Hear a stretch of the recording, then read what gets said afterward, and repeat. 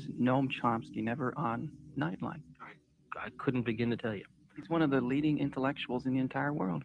I have no idea. He may be one of the leading intellectuals who can't talk on television. That's a standard that's very important.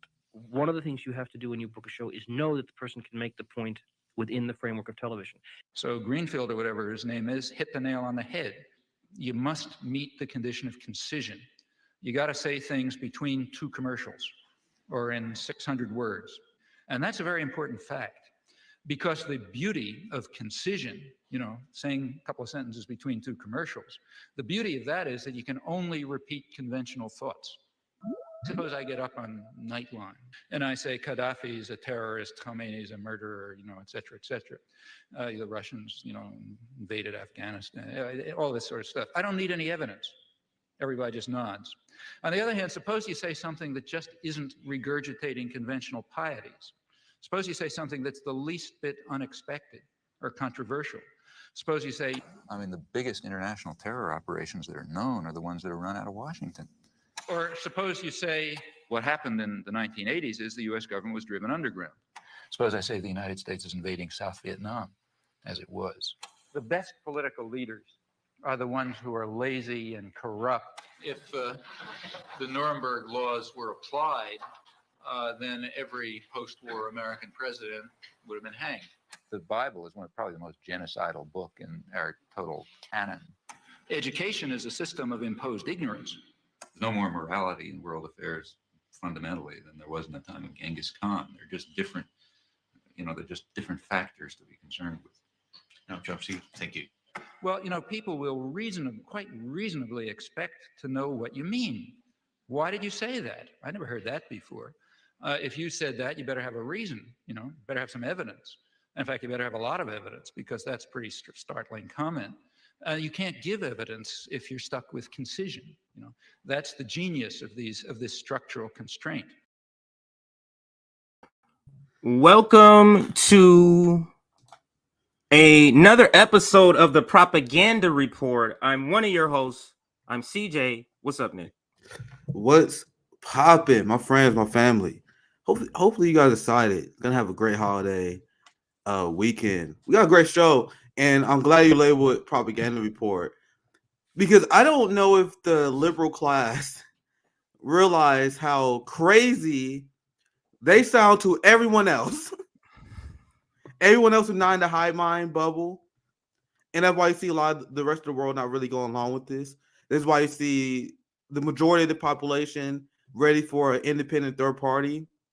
There's about 25% of the population that vote Democrat. 50% of people don't vote. 25% vote Republican. Out of that 25% that do vote Democrat, I would bet about 70% of them don't follow this shit that closely. Now we're just guessing. They're just this cult, this blue check, NAFO, definitely a psyop, where the liberals are worshiping Ukraine. And we're gonna get to some clips. And I know you probably got some, CJ. We both got stacks of stuff. This is really good Propaganda Report, because the Zelenskyy visited DC, and it is literally one of the craziest things to witness if your mind is decolonized. I don't know if you saw the speech or not. The creepy standing ovation by our flag. Yes, I don't know if you saw tweets. I don't know if you saw tweets. He's a hero. He's a patriot. I was just like, oh my god. Yes, go ahead. I might try to dig up some live, but if you guys are not on Twitter, please don't. For your sanity, I'm probably gonna break your guys' sanity, because I'm gonna show you guys a morning Joe video of them talking about Zelenskyy. Oh, and I saw that. That hurt my heart. That hurt my heart. Vomit-inducing the way they talk about this criminal Zelenskyy, the guy who banned a religion. Mm-hmm. He banned Christianity, banned opposition media, banned opposition parties, banned the right for workers to organize. The way the media is coordinated to praise this guy and putting him up as a hero. Winston Churchill is no hero. He's a war criminal responsible for heinous acts. But they like, oh my God, Zelenskyy is he like the next Winston Churchill, which is That's supposed for so many reasons. Because look at the I people. wonder why they quote that guy a lot. If you ever, I've watched Joe over the years, Morning Joe over the years. He loves. That's the most quotable person. He always uses that guy a lot, and I wonder why. It has to be a reason, not just I like the guy. That's what he says, but it's something else to me. If you've been paying attention to the mainstream pundits, liberals, and the corporate media, the way they've been reporting on Zelenskyy, is they 100% got a memo. This is the word that's been going around. I'm glad that you typed it out. Churchillian. Like, and I was doing some prep, getting ready for this, and I noticed multiple. I think that CJ screen froze. I noticed multiple mainstream media outlets using this term. So I don't know if you missed that part, CJ, but I was saying that there was definitely a memo that was passed around. Oh, yeah. The news we get is not organic. Now, Joe Scarborough himself, I know that he used Churchillian, he used Winston Churchill all the time, but there was definitely something that was passed around media. Everyone who's reporting on this is saying, "Oh my God, he's the next Winston Churchill. He's the amazing leader." Oh my God, and it's so disgusting because Congress gave him a standing applause. And the implication for anyone who's been paying attention is that these oligarchs is thanking Zelenskyy for selling out his people. Thank you for being the one who's sacrificing your country so we can have a proxy state to fight Russia. Zelenskyy is that guy. And one of the Morning Joe segments, they was like, "Yeah, I know Zelenskyy. He was an actor in a movie, and he played his movie where he became Ukrainian president, and he's just like real life. He's exactly like that guy in the movie." And I'm like, Jesus Christ, this is the most aggressive. The same thing they criticized Donald Trump for, CJ. Yeah. They criticized Trump for being a TV president. They went on and said, "Oh, Zelenskyy, he was a TV president. He starred in this movie where he was president, getting rid of Ukrainian corruption, and that's exactly what he's doing in real life." And I'm like, this is the most deeply unserious news you can possibly get. I think this is the sign. I think the intensity of this just unabashed like propaganda, like what Margaret Kimberly over at the Black Agenda Report, when she quoted on this network saying, "I've never seen war propaganda this high ever in my life," she said. Ever in her life, she's never seen the intensity. What I do want to go back and bring into this conversation is what Noam Chomsky says in that intro video, which is the beauty of concision. I played that video for a reason, because it's precisely goes to propaganda, which we're going to be talking about. That's why we're calling this the propaganda report. But what he's saying in that video, and we could take it point by point in just a second, what he's saying in the video is that the beauty of concision, the beauty of propaganda being, these sound bites, headlines, it doesn't require detail for people to believe, because it's like it's on CNN, it's on MSNBC. This is obviously believable. But if you and I post Joe Biden as a warmonger, well, you better have proof for that. What do you mean? You see what I mean? Like, that's what he's saying. And the beauty of using that for propaganda is that if people hear anything to the contrary, they're going to demand you have receipts on top of receipts. I'm glad that you brought that up, CJ, because you see the shock that liberals have when you say, "I'm not voting for the Democratic Party because they're a party full of war criminals," right? But you see it all the time. You have people that are on corporate media in the New York Times, Washington Post, on Twitter. They will just say stuff like, "Putin is a war criminal." They won't provide any evidence. They just say Putin's a war criminal, and that's credible. But if you was to go on MSNBC and say, "Yo, Joe Biden's a war criminal who's funding multiple genocides right now," they will look at you like, "Oh my God, we can't book this crazy guest on again." So according to the liberals, they really believe that Vladimir Putin has a higher kill count than Jim Crow Joe and Barack Obama. It's unbelievable when you just get. I mean, it's just mad.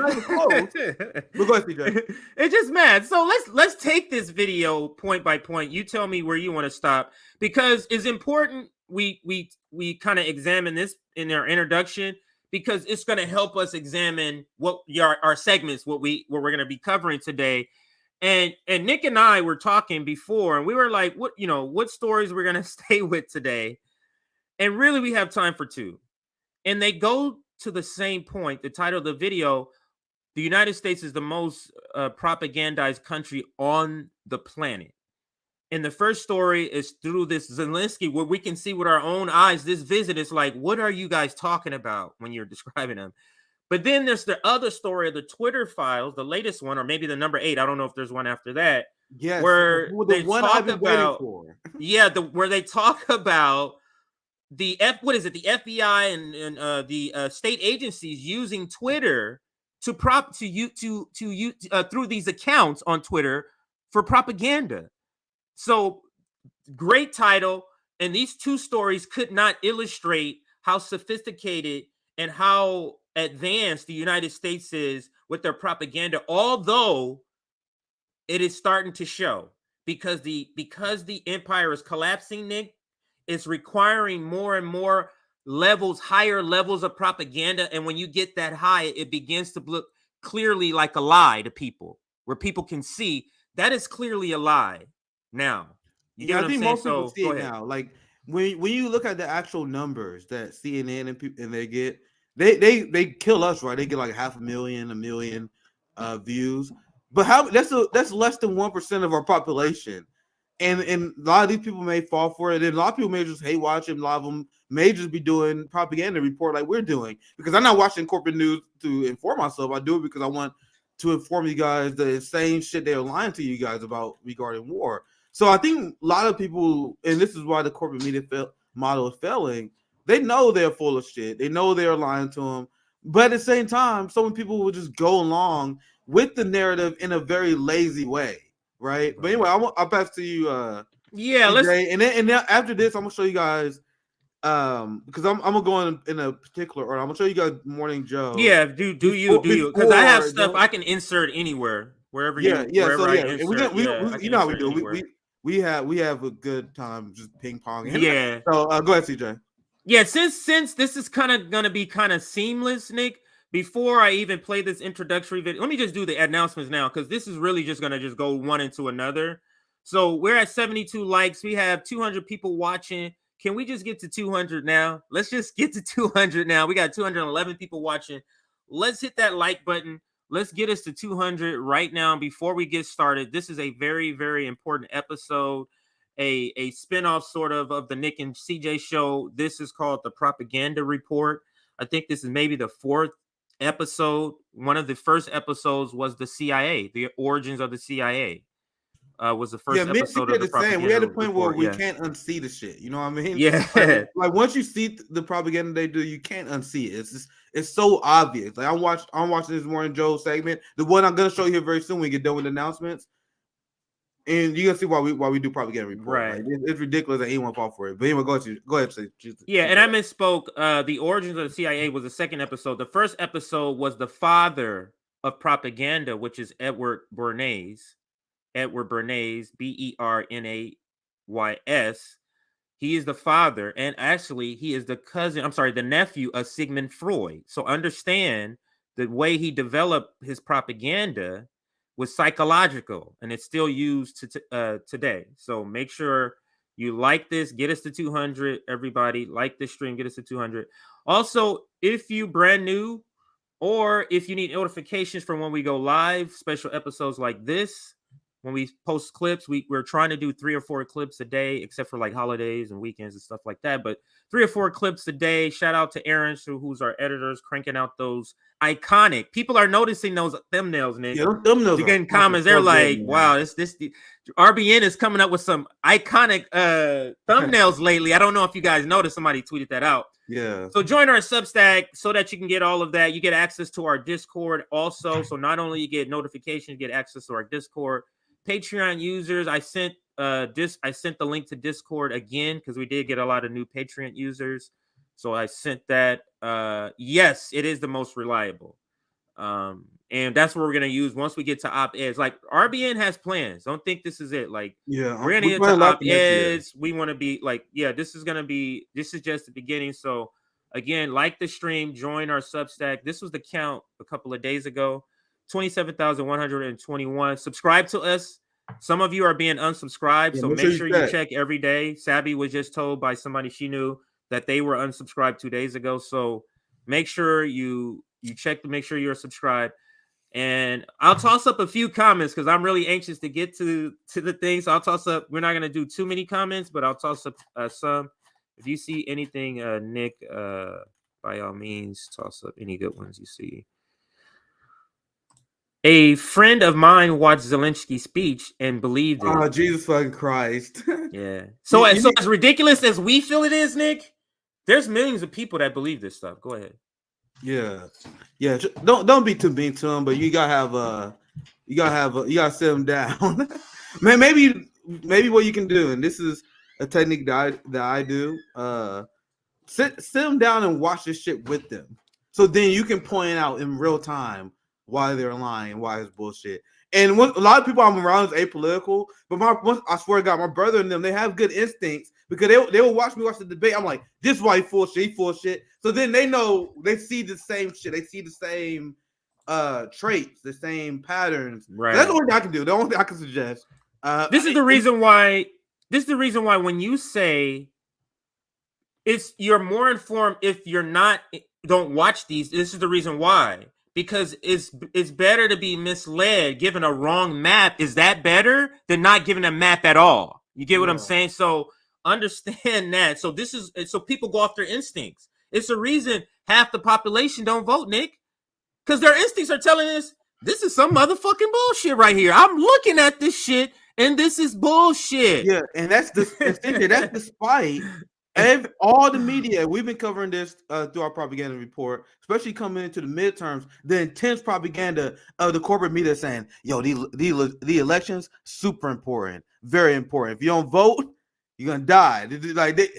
Constant propaganda telling how this is the most important election of our lifetime, right? And despite that, people still like, nah, we don't buy that bullshit. Thank you for $5. Why do you think that is? I think it's because I think less and less people, because more and more people are being affected by poverty, and more people are seeing that their income isn't going up, but everything else is going. It's like something's fishy about this shit here. So even if you apolitical, don't know this stuff, that's what you know. You know your material needs are costing more. You know that, but your income isn't going up. Go ahead, Nick. Yeah, and you would think, and what would make the struggle against capitalism and our ruling class harder was if they knew what FDR and a lot of the sneaky capitalists knew. Some capitalists are smart enough to know, like, man, you can't take everything from a man, or they'll start waking up. We won't be able to fool them no more. The boutique bourgeoisie is the market for Morning Joe. So the fact that there's less boutique bourgeoisie and more poor people, there are more people that look at you with the side eye. But so the best thing they could actually do is to keep us dingling on the string. Like, oh, you almost there. Let's increase your quality of life a little bit. But this is an important point. Capitalism is such a force. Even though some capitalists know this, even though some capitalists know it's better to have some people leaving their working class, have some people doing better, and that will starve our people being angry. Capitalism is such a force, they still must extract all of it. And that moving force that is started off by the central planning system is so strong, there is no capitalist reformist that's going to slow it down. You guys know what I mean? You're describing Dan Price when they call the good capitalist. Yeah. Oh, I pay my this. Don't think. And they praise that guy and they act like and that's why it always get worse despite your guys' good meaning reforms. The Democrats are the good meaning capitalists, aren't they, CJ? Look at New York and California. Look at this. Look at the homelessness in those countries. Look at the police states in those states, not countries, those states, right? Meanwhile, I can do a super chat. I saw 2, and I'll pass right back to you, CJ. Yeah, thank you for the $5. Zasmine. Zelenskyy is a comedian, actor turned president, which means he's a professional liar ×2. And isn't it funny how these shameless Americans, how that's a good thing or a bad thing considering your position on the political compass? So when we're talking about Donald Trump, they say, "Oh my God, the Republican Party is so unserious because they elected a TV star for president." But then Ukraine does it, and you guys can see in one of these Morning Joe segments, they praise it as a good thing. Oh, doesn't Zelenskyy have such a great sense of humor? He won the public hearts in Ukraine as an actor, but now that makes him serious. But You see how they use that to attack Trump? And they use it to attack Trump. And at the same time, Joe Scarborough will praise Ronald Reagan, someone who also was an actor. See how there's no consistency? But it goes to what he said in the video, Nick, which is it doesn't require proof. Yep. It's coming from state media or what people view as unbiased media, like the CNNs. The people who watch it think they're not biased. The people who watch at Fox News, they think they're not biased. So it is what it is. But I can read this one. Y'all see Max Blumenthal confronting politicians? That's one of the videos I have, Nick. I don't know to tip you off. I didn't see it. That's one of the videos, and it's about Zelenskyy, so it goes with the story. That's one of the videos I have saved to show you. He confronted someone about Zelenskyy? Segment. Yes. Oh, yes. Gonna be fire, and he has a video with Joe Manchin. He talks about something else with Joe Manchin. Got Joe Manchin running, basically walking fast. Max Blumenthal got him on video. Yes, Max gets good footage. I think he might have a press pass. I don't know. He always get those good footage of him calling people. I did not see this one. I can't wait to see it. So it's like the Russian. The Ukraine part of the Ukraine delegation is the first video. Believe it or not, he got part of the Ukraine delegation that's here with Zelenskyy talking about what they think, and they're just repeating the CIA Washington talking points. No, we believe this. No, we believe that. They're saying that in the video. So we got that video, Nick. So this is going to be a great episode packed with information. I think that's enough. Oh, actually, no, there was a couple of more. I love this comment. Bricks is our only hope. Made by Grapentine. I think that's how you say it. And then Dana, what's up, Dana? Zelenskyy speaking to Congress is one of the most surreal things I've seen since Netanyahu addressed Congress. And we're gonna play. We're not gonna watch the whole thing. We're gonna play a little bit. I want to show you guys the beginning, and I want to show you guys the most Orwellian shit. If your mind decolonized, the scene of Zelenskyy walking in Congress, getting a standing applause for him escalating World War III. Him refusing to seek peace with Russia. It's literally one of the craziest things and we're gonna play here very soon. So I'll read the super chat and then I'm gonna get started. I was just gonna say we got another super chat. Yeah, with the first one. After the super chat, we read the rest of them after the story. Thank you for the $10, Darren. Sadly, UK is not that much behind the US in propaganda. I agree with that because every time I say this, CJ, the time changed so much. Like 3-4 years ago, I would say this, and I'll get progressive pushback. People are like, well, what about Iran? What about North Korea? What about Russia, China? I'm like, child's play. The child's play. But now I've been repeating it. When you got to drive a message home, you can continue to repeat it. That's what I've been doing. That's what RBN been doing our segments. And now, like, the only pushback I get now is people like, yo, Nick, I don't know. I think the UK is up there. No, see, wait, maybe because I didn't see them as separate. I see all Western colonial powers as one. So I'm talking about the Germanys, I'm talking about the UKs, I'm talking about all of our Western allied powers. That's who I'm speaking about when I say the best, because we're still governing their propaganda. Look what Europe is doing for us. They're making their people go through a winter without any heat. So that tells you they're doing our bidding. So they're doing what we tell them or on our behalf, including their propaganda. So go ahead. UK is next level bad because they say, yo, we're going to tank our economy. We about to raise your energy prices over a geopolitical conflict that does not serve our country's interests. And anyone who speak out against it, who spread Putin lies, we will arrest you. So like the motherfuckers been arrested in Germany and the UK for quote unquote spreading Putin propaganda. And the next part of the super chat I want to get to as well, the UK is next level cut because as Darren explains, he said the mainstream media and political class are more hard on for the Ukraine grift. And that's true because I'm also going to show you guys a clip of Tucker Carlson because he one of the few people who actually get this right. And this is why I got so much disdain for the liberal class because you guys know I hate Tucker Carlson. He's fucking annoying. His voice and the way he talks, his smug attitude. Yeah. I know that some people may not feel that way, but for me personally, this motherfucker just turns me off.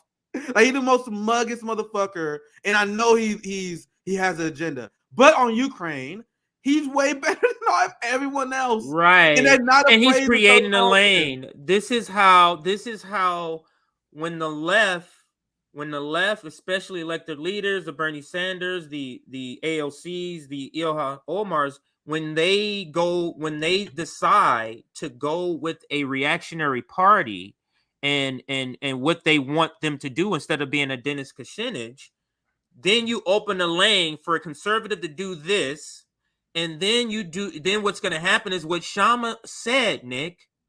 You're opening the lane for a demagogue, a right populist demagogue to come in and really do some destruction.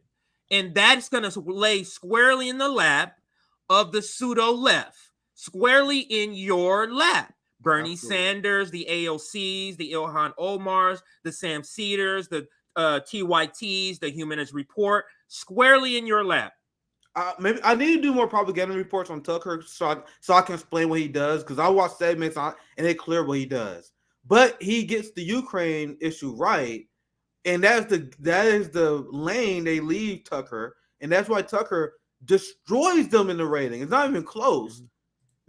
More Democrats would watch Tucker than like MSNBC according to studies, and that's because of the lane, the shitty liberal news. It doesn't take character and integrity to get Ukraine right. It is our corporate media has none. Now, the reason I bring that up because I was replying to the super chat, because at least in the United States there are these right-leaning people who are dissenting against Ukraine. In the UK, that shit doesn't exist. Boris Johnson is like the biggest Ukraine simp of them all. The Labor Party going along with it blindly. You know, the anti-Jeremy Corbyn wing of the Labor Party that is. I was just about to ask, what about Jeremy Corbyn? I know he's against it, but yeah, Corbyn, he always on point. But in the UK, and I'm gonna put the super chat down, but that's what this guy's bringing up. On the UK, you're not gonna get any of those dissents. No, you're not gonna get any of those Tucker Carlsons at all. Let me throw this one up because this is absolutely true. DeSantis could be that demagogue, and right now he's like this. You see this? Thank you, AOC. Thank you, AOC. Thank you for you're lining this shit up for me. That's what she's doing. And DeSantis, understand where DeSantis is from. Do people understand? He was in he's from the Navy. You know, Guantanamo Bay. This guy is the real deal. Yeah, he ain't no Trump. He is the real deal here. A Tim Cotton DeSantis ticket. That's it. That's all she wrote. Ooh. That's all she wrote. And the thing is, AOC and all these petty bourgeoisie people who are propping them up, it's all because of you. Ain't no blaming no corporate Democrats. It's because of you deciding to tie yourself to this reactionary party. But we're gonna just keep going on if we don't get to the segment. And so let's go ahead. And just one quick thing on DeSantis. I don't know if you saw the polls. The polls are showing DeSantis like 15, 20 points up on Trump. And let the record be shown. I went on Jimmy. I was on the record. I said this weeks ago that, man, I think DeSantis is gonna get over Trump next election, and the media is kind of pushing him. I don't know if you guys noticed this. There's a push in the despite the narrative that a lot of liberals and the corporate media establishment have, where they pretend that Ron DeSantis is the worst ever. And trust me, there is some mainstream hatred because of his takes on COVID that differ from. There was like some capitalist infighting on that, but for the most part, they see his stance on foreign policy, his stance on Latin America, and how he said we should get more involved, like the good old days of Operation Condor, right? So do not get it twisted. The establishment 100% will take a Ron DeSantis, 100%, especially considering the COVID issue is mostly done. Joe Biden's position on COVID is the same as Ron DeSantis, despite the virtue signaling of liberals. So that issue is over. So the main hangup that the establishment had over Ron DeSantis is over, CJ. So now he's the textbook establishment Republican who's going to crack down on protests. And just think about how I made that prediction weeks ago. I told you guys DeSantis, he's going to be the next one. And the right-wing media, Fox News has been helping him. A lot of people in the Rupert Murdoch media has been helping him. I told you guys, bro. Shit's about to get dark, man.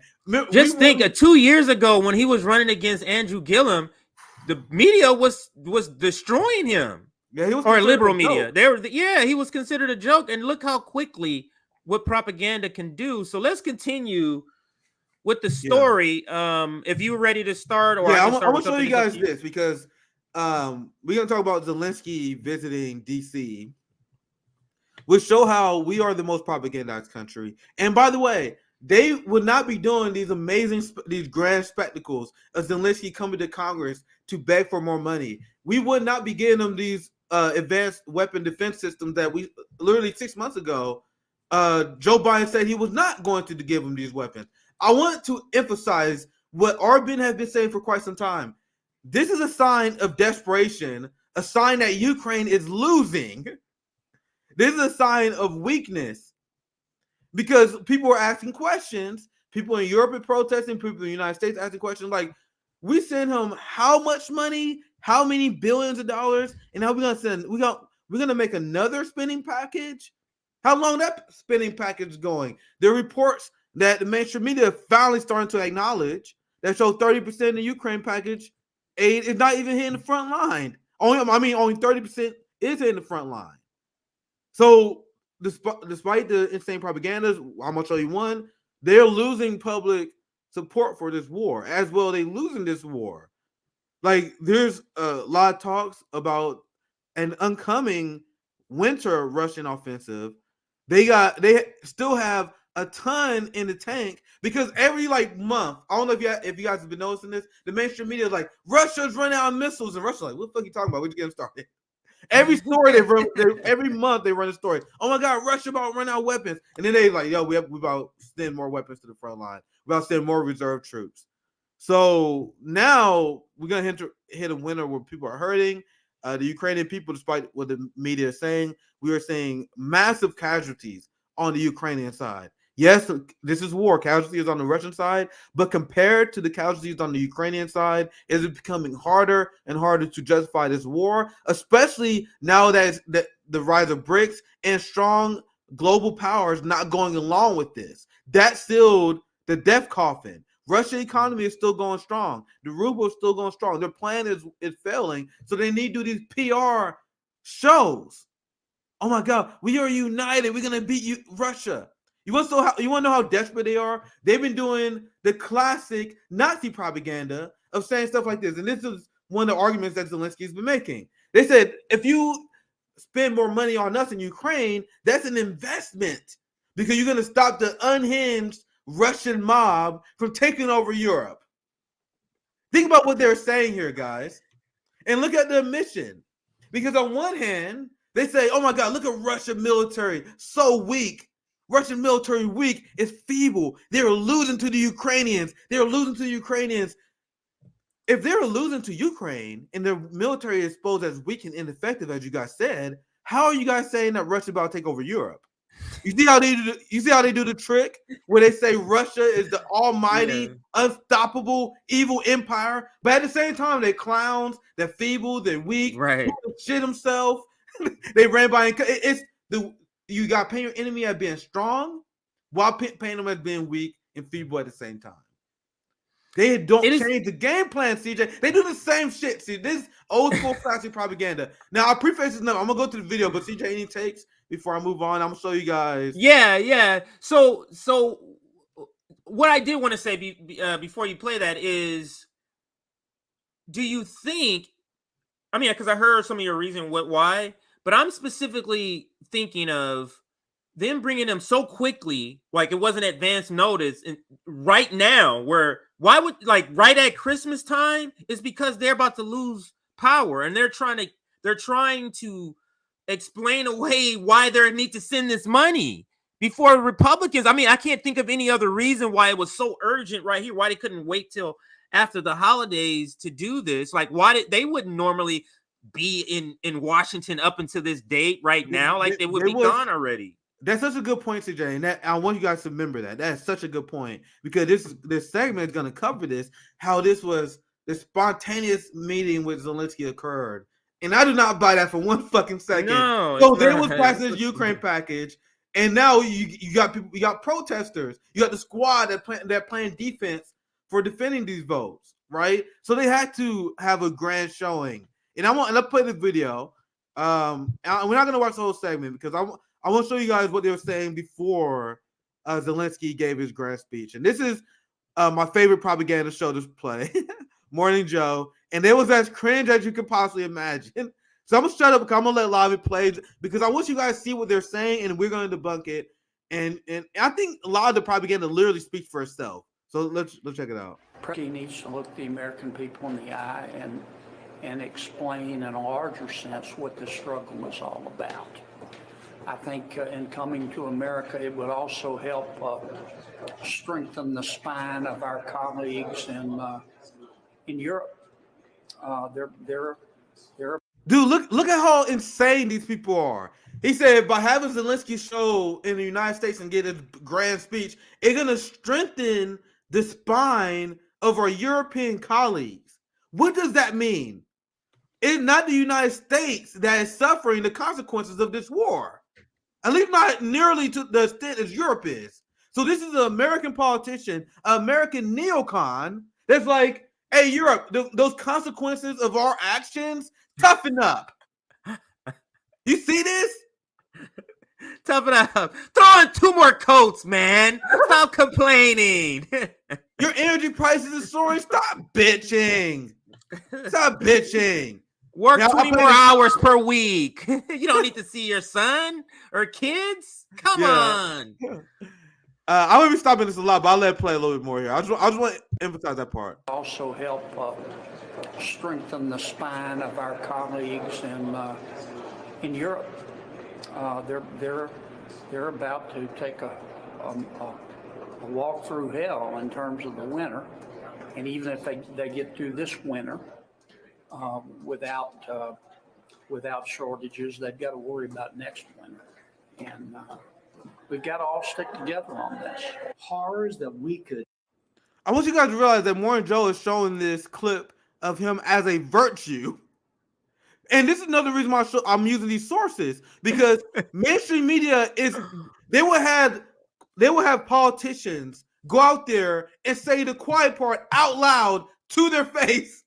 That's that guy saying that we need Europeans to, and he acknowledged the sacrifice, the pain and suffering that they're going to go through, but we need you guys to toughen up. We all in it together. And this guy is literally sleeping in mansions and silk covers and sheets. Who can relate to that, Nick? They're not talking to us. So who can relate to what you just described, Nick? Who? They're literally saying this is like if workers inconsequentially see this, okay, but this is literally for the rulers. This is literally for the rulers. That's it. And we trick them, that's a bonus. So they're saying it. They're talking about these massive sacrifices that we must make to defeat Russia. Meanwhile, Zelenskyy going on a shopping spree in the UK. We'll cover that here soon. You guys think Zelenskyy and the Ukrainian oligarchs that's selling their people out to the West, do you think they're going to be cold? No, it's the Ukrainian people. So let me continue because we just getting started with this shit. Did not imagine or don't want to imagine they've endured and they're winning. I think anytime someone can speak of that valor, that's a good message for the American people to hear. Yeah, Republican Senators John Kennedy and Bill Cassidy weighing in on the significance of Ukrainian President Volodymyr Zelenskyy's visit to Washington today, where he's expected to meet with President Biden and address a joint session of Congress. And joining us now, White House Bureau Chief at Politico, Jonathan Lemire. He's the host of Way Too Early. Also with us from London, NBC News Chief International Correspondent Keir Simmons. We have David Ignatius and John Meacham standing by. Jonathan, let's start with you and your reporting on how this entire trip came together. Yeah, Mika, President Biden is one of the few Western leaders who has not made a trip yet to Kyiv. American officials citing real security concerns of transporting the American president to Ukraine. But there had been some hopes to have a face-to-face meeting. Some talk that it might have happened at the G20 last month in Indonesia, but President Zelenskyy opted against that trip to Bali. He had not left his country previously since Russia invaded. So President Biden, when he and Zelenskyy spoke on the phone a week or so back, invited him to Washington. And it came together pretty quickly. Over a matter of days, was only being finalized this past Sunday, did Zelenskyy agree to come to Washington today with a real element of. Why do you guys think that happened so quickly? Because Zelenskyy is taking order from the United States. Biden, they act like it was a spontaneous thing. Yeah. Biden called Zelenskyy up on the phone. Get your ass over here, motherfucker. You want your money? You want some money? Get your ass over here. And we're gonna play the Rose Garden news conference, or I have part of it where you can clearly see, like it's like having your friend, hey, get up there, man, say this. I want you to go up there and say this. And you're constantly, man, say it. Come on, you're supposed to say this, right? Go like the parent telling the kid that. You can clearly see that dynamic in that news conference. Go ahead, Nick. We got to keep this money going to Raytheon, Boeing. Get your ass over here. Give a stirring speech. Let's continue. Of risk here. He needs to be able to safely get out of Ukraine and then get back into his home country afterwards, with, of course, the invasion still very much ongoing. And there are a couple of target audiences here when Zelenskyy and President Biden meet. First, their day, they'll meet at the White House. They'll have private meetings, meet with the national security team, and then address reporters for a joint press conference late afternoon. And then Zelenskyy goes to Capitol Hill to talk to Congress. And this is meant as a sign of solidarity, of American support as this difficult winter begins, trying to reassure nervous European capitals about the economic impact of a lengthy war, as well as very clearly targeted at Republicans to keep this money coming to Kyiv, especially with the GOP. You pause it there? They saying it quiet up part out loud, but go ahead, CJ. Oh my God, man. How are the Republicans the anti-poor party, man? What is happening, Nick? The pandemic has turned this shit upside down, man. And Trump in the pandemic, this shit is just the topsy-turvy world. Man. This is crazy. Republicans, this is signaling to Republicans need to give up the money, man, to these manufacturers. How is this the case? How is Marjorie Taylor Greene the anti-war party, and how is the Republican Party now the worker party? There was an article, I think it was in Politico. I saw it earlier this morning, and they were talking about how this speech that Zelenskyy was giving to Congress was a ploy. It was a strategy to win over Kevin McCarthy and the Republicans on the House to win their hearts and minds over this conflict.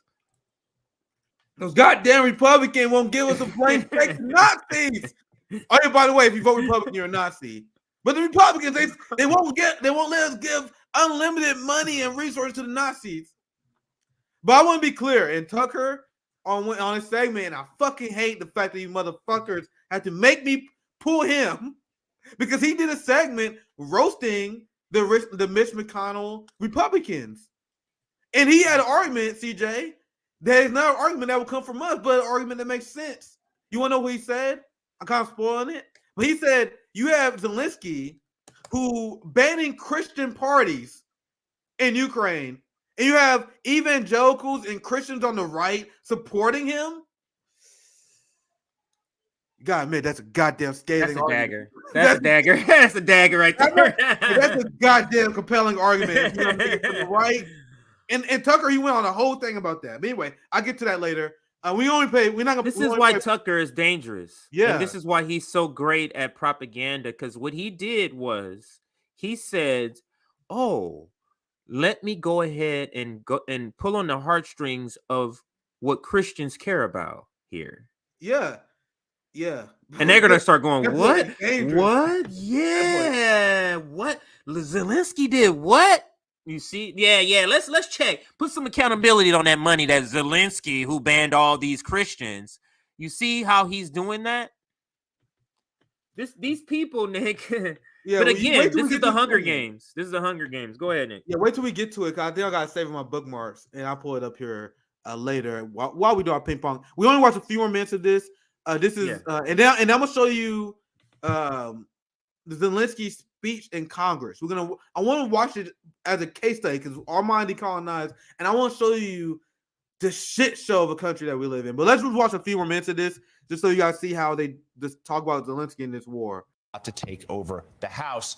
We will expect the president to talk about the giving of new weapons, over nearly $2 billion in military assistance announced just today, including those Patriot missile batteries, and Americans being able to train Ukrainians in a third country. See, it is. He said now, just today.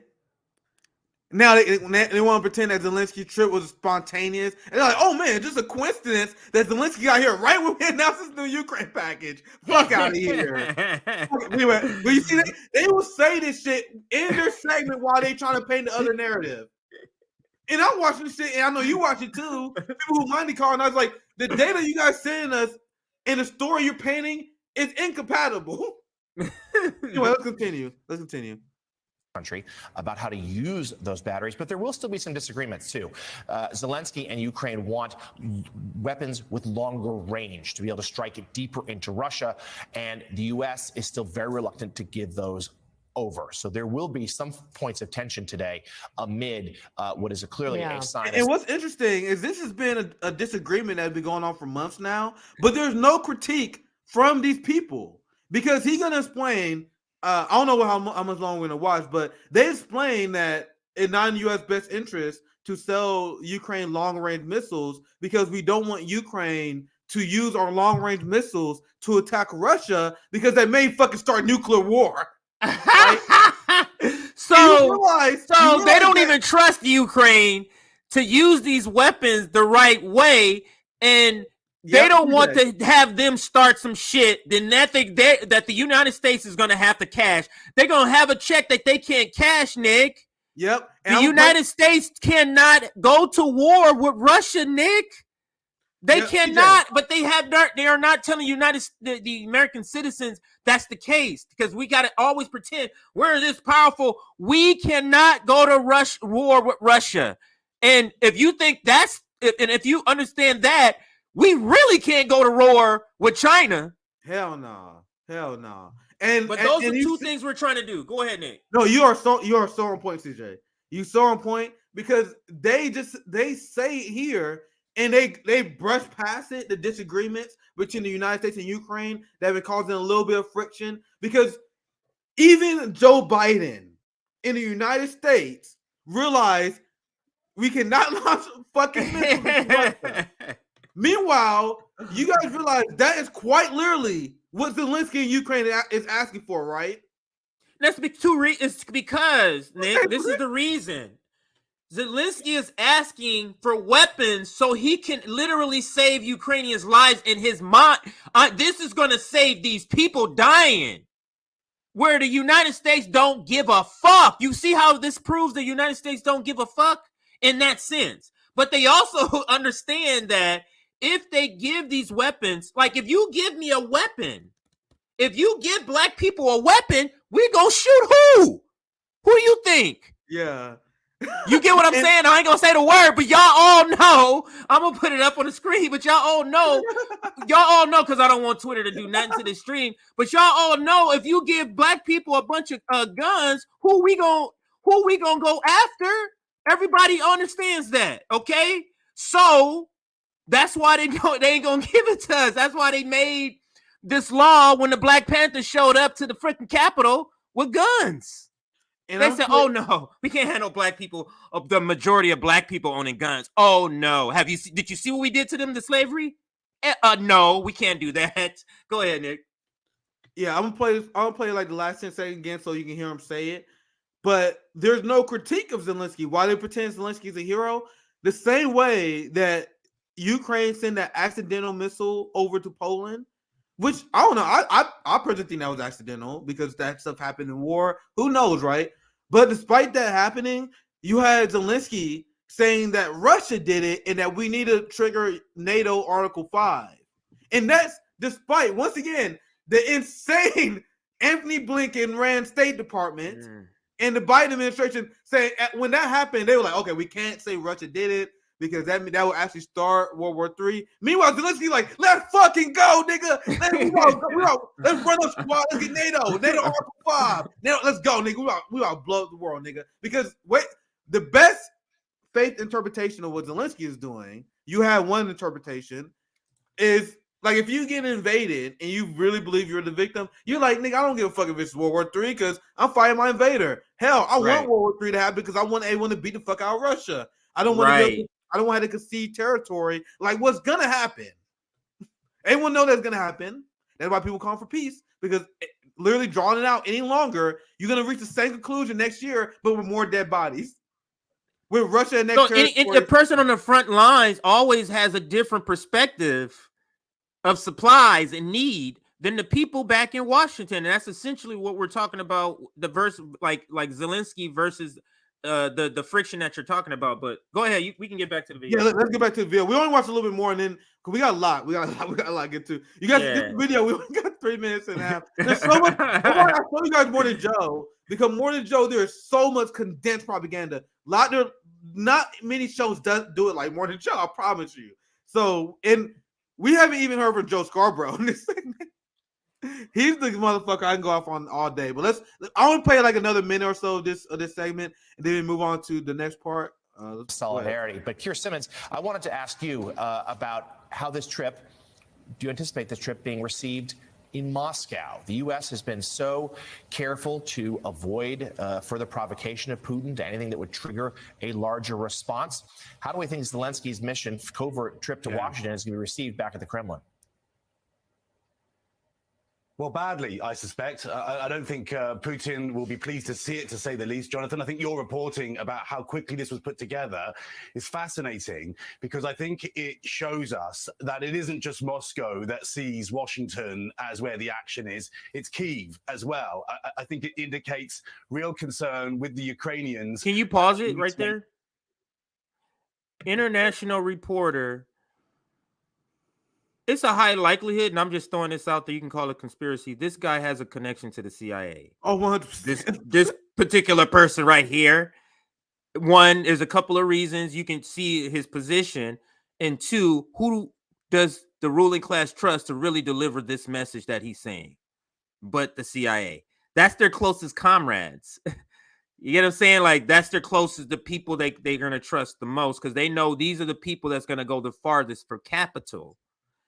So I just wanted to insert that. You can continue. Yeah, I 100% guarantee that this motherfucker, this robot sounding Princeton trained motherfucker, he has zero criticism of NATO, zero criticism of the military industrial complex and the media apparatus. He thinks this shit runs just swimmingly. So just a hunch. I promise you that's what he thinks. I want to actually skip this motherfucker. I want to hear from this guy because I want to get to the next video. So I'm gonna skip this boring motherfucker. I want to hear, because I see this other guy get introduced. I just want to hear what they say real quick. I want to see. So, David Ignatian, given Keir and Lemir's reporting, I just wanted you to comment, if you could, on the timing and the risk. This guy is one of the worst. He's one of the worst. This guy. Go ahead. Yeah, isn't it some shit they call it reporting? Yes. Reporting. What did they report? What did they do? The only thing they did is took what the government told them to say, went on TV and repeated it. But anyway, that's not a major point. I just want to emphasize that. Let's continue. Politically, the implications there, but also here in the United States, if there's anybody who can sway the apathetic, it might be Volodymyr Zelensky. So, Mika, General Milley, the chairman of the Joint Chiefs of Staff, since the beginning of this conflict in Ukraine, has liked to quote something that Napoleon said. May sound a little bit obscure, but Napoleon said, "In war, the moral is to the physical as 3 is to 1." Pause it here. Okay, I'm done. I can't. Pause it here. All right, fuck it. All right, let me just make the point of what he's doing. You have to understand the audience. the audience, who is it? Their audience, who are they? Why do they quote these people? Their audience believe the fairy tales told by these people in history. And who is the audience? The Michael Bloombergs, the Bill Gates sitting at home who believes, and all these Daniel Boone stories. Like, this is the story. Oh yeah, Winston Churchill, who sat at the top of the mountain and did this. This is what the stuff they believe. So that's why he's bringing this up. He's going back to pull on the heartstrings of the ruling class. Yes. Go ahead. Yes, that's such a good point. Wait till we get to the More Than Joe clip following the Zelenskyy speech. I'll show you guys this order for a reason, because this is the segment before covering Zelenskyy. Right now, before I'm gonna show you guys. This is Zelensky's full speech. We obviously not going to watch all of it for a second time, maybe a few minutes. But the part I want to highlight is just watch the spectacle, like the grand spectacle of it all. Watch. That's what I want to see. Yeah, like the first few moments of this. I haven't seen it. I haven't seen the like. I watched it. I was like, I can't wait to show this shit to CJ. Like when he's introduced, I didn't see this. I just clips of when he was already talking, but not this part. And I want you guys to pay attention to something, because Tucker Carlson is out there, Matt Gaetz is out there. I'm gonna show you guys Matt Gaetz' criticism of Zelenskyy visit. I think he's like, I need to do some more recent fact finding. But when I look, he's one of the few elected Republicans that had criticism of this, which. Oh my God, I hate that you guys making me say that. But it's true. What do you guys want me to say? You guys want me to lie to you? But it's true. TYT would say, yes, we want you to lie, because you just repeating that Matt Gaetz said something that is good. It was on point too. That makes you a right winger, just acknowledging that fact. But you can continue. So let's play this. And I want you guys to focus on the bipartisanship, because despite the fact that Matt Gaetz and Tucker Carlson exist, look at the Republican section. If you ever seen these Congress things, these like whenever the president addressed Congress, wherever these shows, it's always like a clown show where one half is obviously all super engaged. This is amazing. They're the party in power. Meanwhile, the minority party, they send their staunch. Like, it's such a stupid fucking show that our country does. But watch this. Everyone on their feet. Everyone clapping despite the narrative. And this is why I keep emphasizing to people. Matt Gaetz and Tucker Carlson is loud, but they are the very loud minority. Rand Paul was the only senator who voted against Ukraine aid. Every other Republican did. And I want to keep highlighting this, because I feel like Tucker and Matt Gaetz is kind of providing cover for those people. People giving the Republican Party credit they don't deserve on this. But anyway, so let's play the video. Let's watch this insane spectacle. Madam Speaker, the President of Ukraine.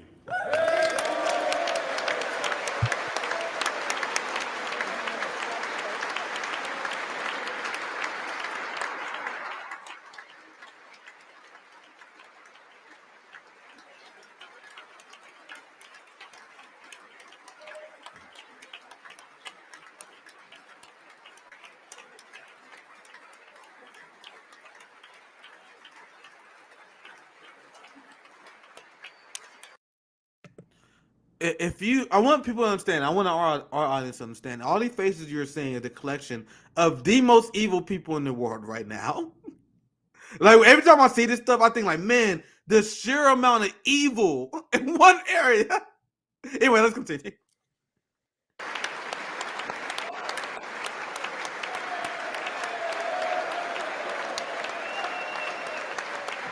I don't think any Republicans not caring. Look around.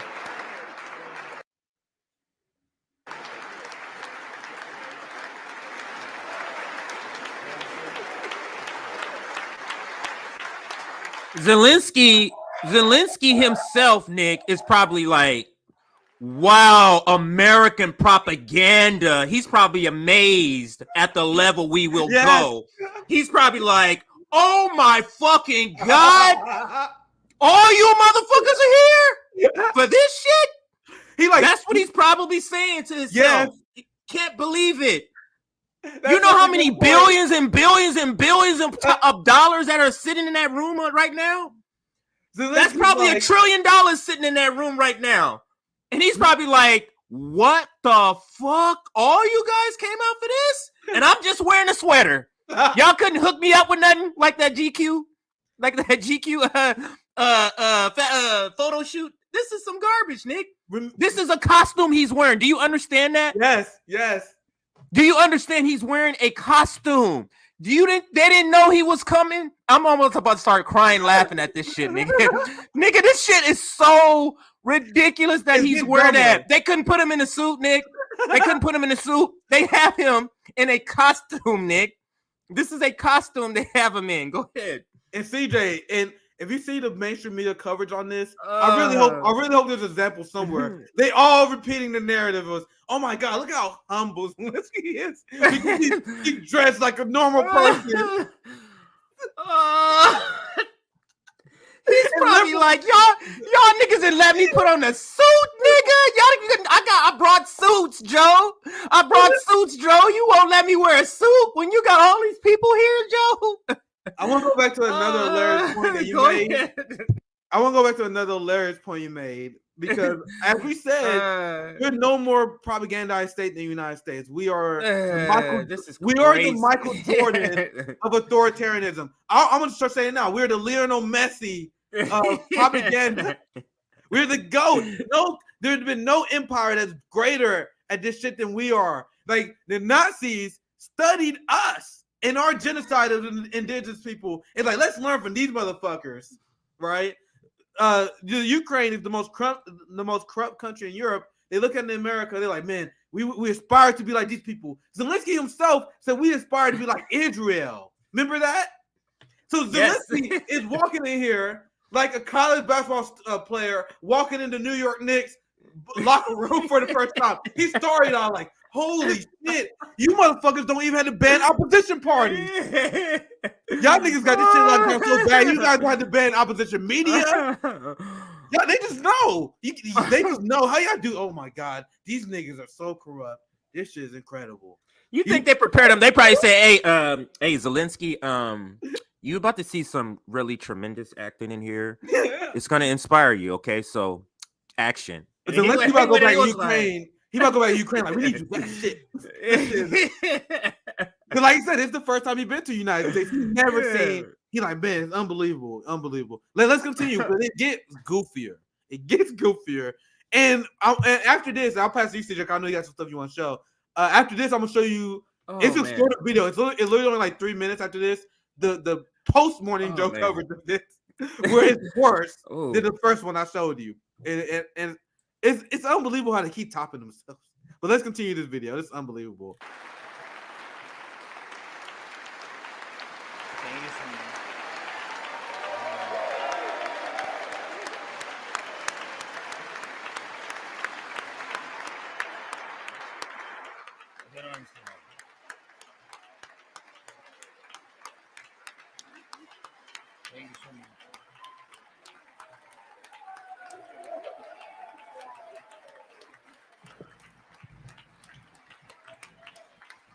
All right.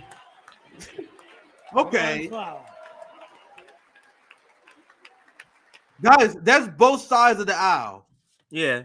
The longer they clap, the more money they can get. That's literally why they're clapping long, Nick. It's like, stay up. We got to take the money up. More money. This is literally all it is for weapons manufacturers, Nick. Yes. Go ahead.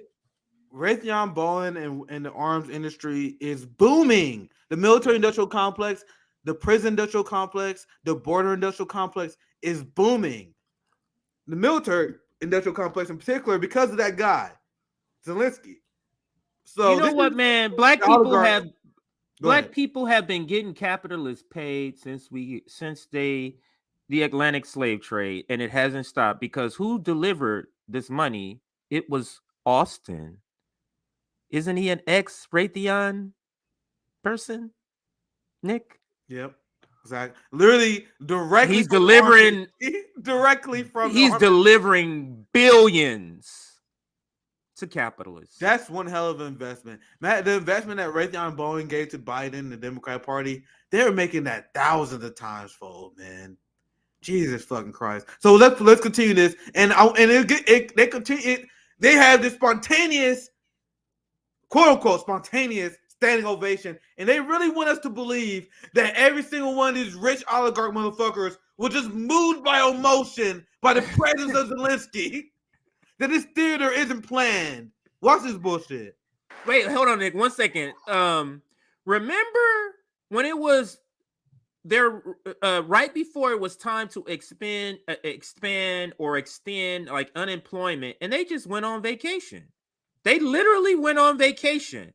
Now, when's the last time you saw all those Congress people still in Washington, D.C. for anything to deliver to the United States citizens on December 2nd, 22nd, 3 days before Christmas? When's the last time you saw that shit? But to deliver for weapons manufacturers, everybody's like, I'm here, present. Absolutely. Imagine how much pressure they all got to be here. They're like, you motherfucker better be here. Nigga, no vacations. Zelensky's in the house. Our moneymaker is here. Let's continue, because this is so disgusting. And once again, we're not going to watch that much of this. Literally only a few minutes here. Just so you guys can see the beginning propaganda bullshit show that they are feeding the American people.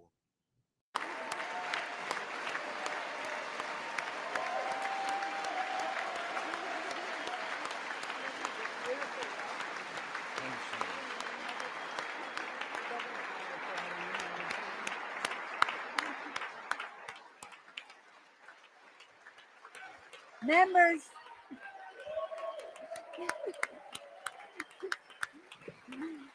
Shut the fuck up.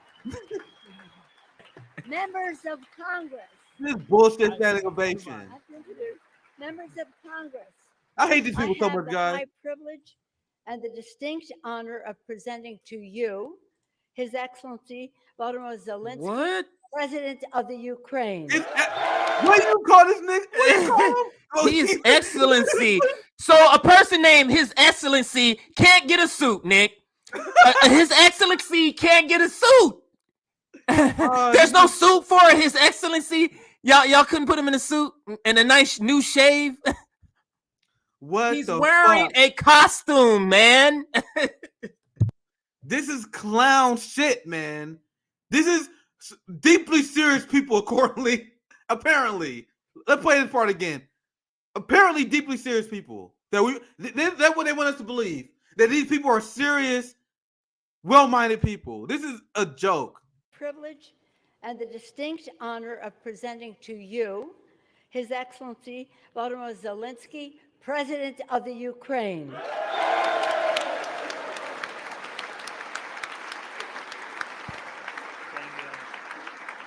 Thank you so much.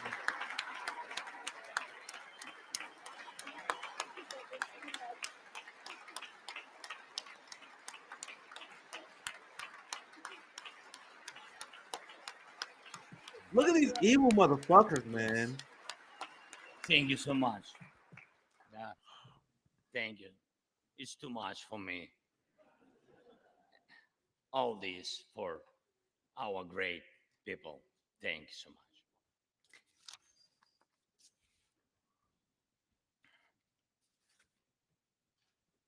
Can you We are pause it? Americans. I don't know if you noticed what he's doing. He is deathly afraid he's gonna get this monologue that was given to him wrong. He is deathly afraid. So the reason he's placing his hands, because if you notice, he's went to lift the papers first, but he noticed his hands is trembling, terribly trembling. So he's placing his hands flatly on there to keep them from you seeing that his fingers are trembling. He is pressing his hands down on the sheet. He went to lift it several times, like a couple of times, and then pressed it down because he noticed his hands is trembling. He's like, this is my audition of a lifetime right here if I don't get this shit right. Absolutely. Absolutely. This is where they told Zelensky, we pay you the big bucks. You're our boy, but we need you to deliver right now. Like, Zelensky fucked this moment up. I was joking around with Aaron Good. But if he fucked this up, you see a few months from now, he would have been assassinated by Russia or something, right? So let's watch a few, just a little bit of Zelensky's speech. Like, this is a 30-minute speech, well, about 25-minute speech. So we're not gonna watch all of it. But I just want to show literally like the first message that he sends, and then I can sum up the rest after that. in all states, cities, and communities.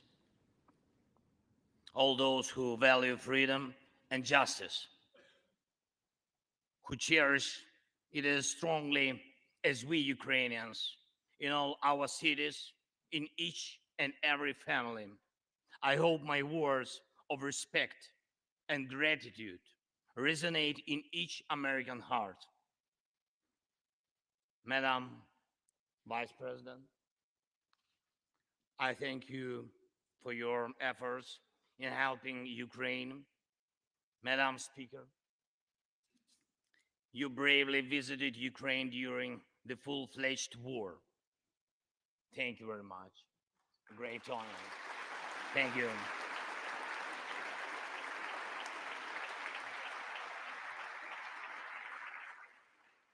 Great privilege to be here. Dear members of the Congress, representatives of both parties who also visited Kyiv, esteemed congressmen and senators from both parties who will visit Ukraine, I'm sure, in the future. Dear representatives of diaspora,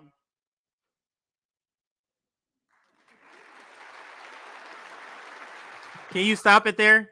Yeah. So You know, we can go ahead, CJ. But yeah, he's not good. He's not good at it. You notice there's applause written into the script. It's not the timing is off. The timing is off because he keeps stopping before the clap. Before he stops and then they go like this because he knows the clap's supposed to hear and he's like, "Aren't you gonna clap?" So the timing, they didn't have enough time to practice this shit with this guy, obviously, where he can get the timing down because he stops and then they clap. Then he stops and he claps. It's so weird. Yeah. You can tell he's definitely struggling. Like he's not a performer outside of his native tongue, right? Because Zelenskyy is a comedian. I know you've seen clips of him doing stand-up. When he's talking in his native tongue, he's very comfortable, but he's not that guy in English. You can tell. And that's a long video. You can check the whole speech out.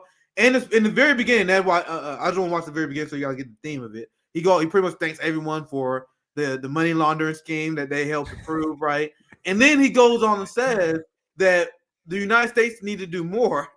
So Zelenskyy showed up, and this was approved by the United States, by the way, because they want to put maximum pressure and justify sending all these weapons to Ukraine. And remember, they want to put pressure on the Republican-led House and Kevin McCarthy. So they was like, all right, so this is our agenda. But he also said that we need to do more. We need to send more weapons to Ukraine because you have to see this battle between Russia and Ukraine as being the first step in the overall fight against Russia. So if we don't start Russia now, Russia's going to take over all of Europe and the rest of the world. That's the message that Zelenskyy is pushing. And that's essentially what the rest of the speech was. He go on and you guys saw the beginning where he talking about how we freedom-loving Ukrainians. Tell that to the Christian churches that you guys ban. Tell that to the opposing political parties that you guys ban. The opposition media. Once again, that's why Zelenskyy was impressed because he saw what the United States accomplished. He's like, you guys didn't have to ban the other party. You guys didn't have to do that. So let's read this tweet. I'm gonna show you guys after this Morning Joe's post. And in the second Morning Joe video is shorter than the first one. It just show you guys some post cringe coverage on how they already plan to cover this. But go ahead, CJ. I'll pass it to you so you can cover this too. Yeah. I got a couple of things with Hillary. Very short videos, like 30 seconds. So let's do that. I saw a video of Hillary Clinton on I think it was on CNN where she was talking about the Zelenskyy speech, and I couldn't watch it. I was thinking about showing it on RBN. We watched it blind. I don't know what you're watching blind because I was like, I don't know if I can do this, man. No, I think I do have that as one of the videos, but I wasn't sure if I can get to it. But we can play it absolutely. Go ahead. You present this. You're talking about the CNN one, right? Yeah, I think that's the only one that she went on. It's gonna be hard. I ain't watched it yet. Yeah. Today. All right, so let me show you a couple of things, or show everybody a couple of things. So here is Hillary's tweet. And by the way, we're at 300 likes. Just briefly, let's please push us to 400. Push us to 400. All right. So here's a tweet. Zelenskyy has led his people and his country through 10 months of war. with Churchillian, with Churchillian courage and resolve. That is so ridiculous. 80 years after Churchill addressed Congress and America amid the Blitz, our message now must be the same from our quarters as it was then. We are with you. And that is the garbage. See, I didn't even see this tweet out. You guys see how they by use Hillary it Clinton. Churchillian? Yeah, go ahead. You guys, I told you that's a script. And then you know Hillary get all of those. Hell, she probably write a lot of them. But you see how if she tweeting some shit out, you know it's Churchillian. Get the fuck out of here with that. Now this is not the one from CNN. And this is, I believe this is a right-wing person who put this on here, but I do have another version from a left-wing person that put it. But let's listen to what she says here. I don't want to read the caption. I just want you to listen. Oh yeah, we're doing the Hillary Clinton challenge today. Between Ashraf Ghani. Listen to this. I mean, look at the difference in retrospect between Ashraf Ghani running for his life and taking money with him and Zelenskyy saying, I'm not leaving, send me ammunition. They didn't fight for anything or anybody or any cause. I mean, look at the difference in retrospect. Now, that's the first video. There's another one. So what she's getting at, and I'll explain here. So this person says, this is the reason why Hillary Clinton lost the election and would never lead us. Trump was right about her basic knowledge. You can't compare Afghanistan to Ukraine, and I don't know how to say that name, to Zelenskyy. It's completely two different political missions. So they're trying to compare Afghanistan and Ukraine is what the comparison is. Now, let me show you the other video I have of Hillary that kind of explains it a little more. I have a lot of videos, so sorry, I gotta. Yeah. No worries. I was with you. I wasn't planning on showing the CNN one, so it's kind of like a Hillary Clinton challenge. I want to see how long we can make it. But go ahead, CJ. Go ahead. Yeah, instead of skipping to that, let me just go through because this is the CNN thing right here. No worries. Yeah, this is CNN video you're talking about, right? Yeah, that's literally the video right there. I saw that and I was like, nah. I was like, I was doing my research for this segment. I was like, nah, I can't do it. I can't. I couldn't even watch it. But go ahead. So let me just go through a couple of these tweets in order. So instead of coming back to them. So I just wanted to show a couple of tweets of how people are buying into this. Now, here is Josh Gibson. He has in his thing climate emergency. But look what he says about Zelenskyy. I'm a hero's welcome for Zelenskyy. Hey, what's Salvi? Ukraine. What does this mean? Salva Ukraini. What is that even? I don't know. I'm gonna ask John the question we've been asking all these quote unquote climate warriors who pushing this war. What is the emission count for those weapons that you guys sending for Ukraine? What's the carbon emissions for the military budgets that you guys are approving of? I have so much to say for these fucking liberal quote unquote climate activists who the only thing they want you to do is to make personal sacrifices, CJ. These guys have no criticism of the military industrial complex, the top 1% who caused the climate crisis. They just want you to stop using straws. They want you to be a vegan. He's a journalist too. Says journalist. Yeah, he says he's a journalist. And I'll draw the hard line. There's no climate struggle without class struggle. You can't be a Ukraine flag waving simp and a climate activist at the same time. Go ahead, CJ. So again, just read it. C-SPAN puts this up. Ukrainian President Zelenskyy, quote, against all odds and doom and gloom scenarios, Ukraine didn't fall. Ukraine is alive and kicking, end quote. And now this congressperson, I know it's a lie. It's a lie. No, I'm saying, I agree with what you're saying. CNN, of course, is part, C-SPAN and CNN too, but C-SPAN in this case is also part of the propaganda game that they're doing. But this congressperson is in on it. So this is Congressman Donald Norcross. I'm trying to see where they're out of. I don't see right offhand. One, they have the Ukrainian flag. And then this is what they retweet. They quote tweet that person. It says, courageous and toughness.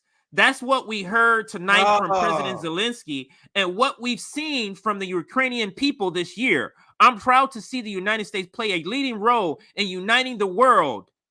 Just lies. That's what you mean, a few countries? Uniting the world against Russia's horrific war and stand up for democracy. Like, just participating in the propaganda. Go ahead, Nate. I saw all the liberal ghouls was out yesterday. I was offline mostly yesterday. I saw a few of them, and these tweets will age you guys. And I'm gonna show you guys the Morning Joe segment after this. But it was like they already had their post Zelensky speech tweets written, and you already know that it literally did not matter what Zelensky said. Zelensky could have went up there and said pee pee poo poo pop pop pop, and they would be like, Zelensky's so heroic. It's beautiful. Oh, he's such a poet. The way with words. All right, so let me read this next one. Go ahead. Here's another. I just want to show now. I'm showing you reps. This is a Democratic rep. Okay, Democrats pushing this. So off the House chamber after listening to Zelensky's speech, he made clear that in 2023, with Ukrainian courage and American resolve, that means American money and weapons. That's what that means. We can truly defend the principles of the free world, the audacity against Russia's unprovoked, that's an unnecessary word, and unjust invasion. No, this is the script, CJ. I know. Go ahead. I want you to speak on that unprovoked part because I know you did a whole screen. And all these blue check liberal journalists and politicians. I just said their post Zelensky tweets was already written. They're using all the buzzwords, the unprovoked, unjust invasion. It's almost like they are required to say that. They're required to whitewash the history and to lie to people about this. But go ahead, CJ. That's all that need to be said on that. Like they're not critical thinkers. All these people you see, like the reports, the quote unquote reports that guy did, it just them repeating America, U.S. empire approved information propaganda. But go ahead, CJ. Let's go through. And this is my last tweet, and then I got one video, and I'll pass it to you. Expect many well-deserved standing ovations when Zelensky speaks tonight, because she had the script. Yeah, I saw this. This was one of the few tweets I saw before. One of the few. Yeah, she had, because you had the script, Jen. That's how you knew. Expect that, everybody.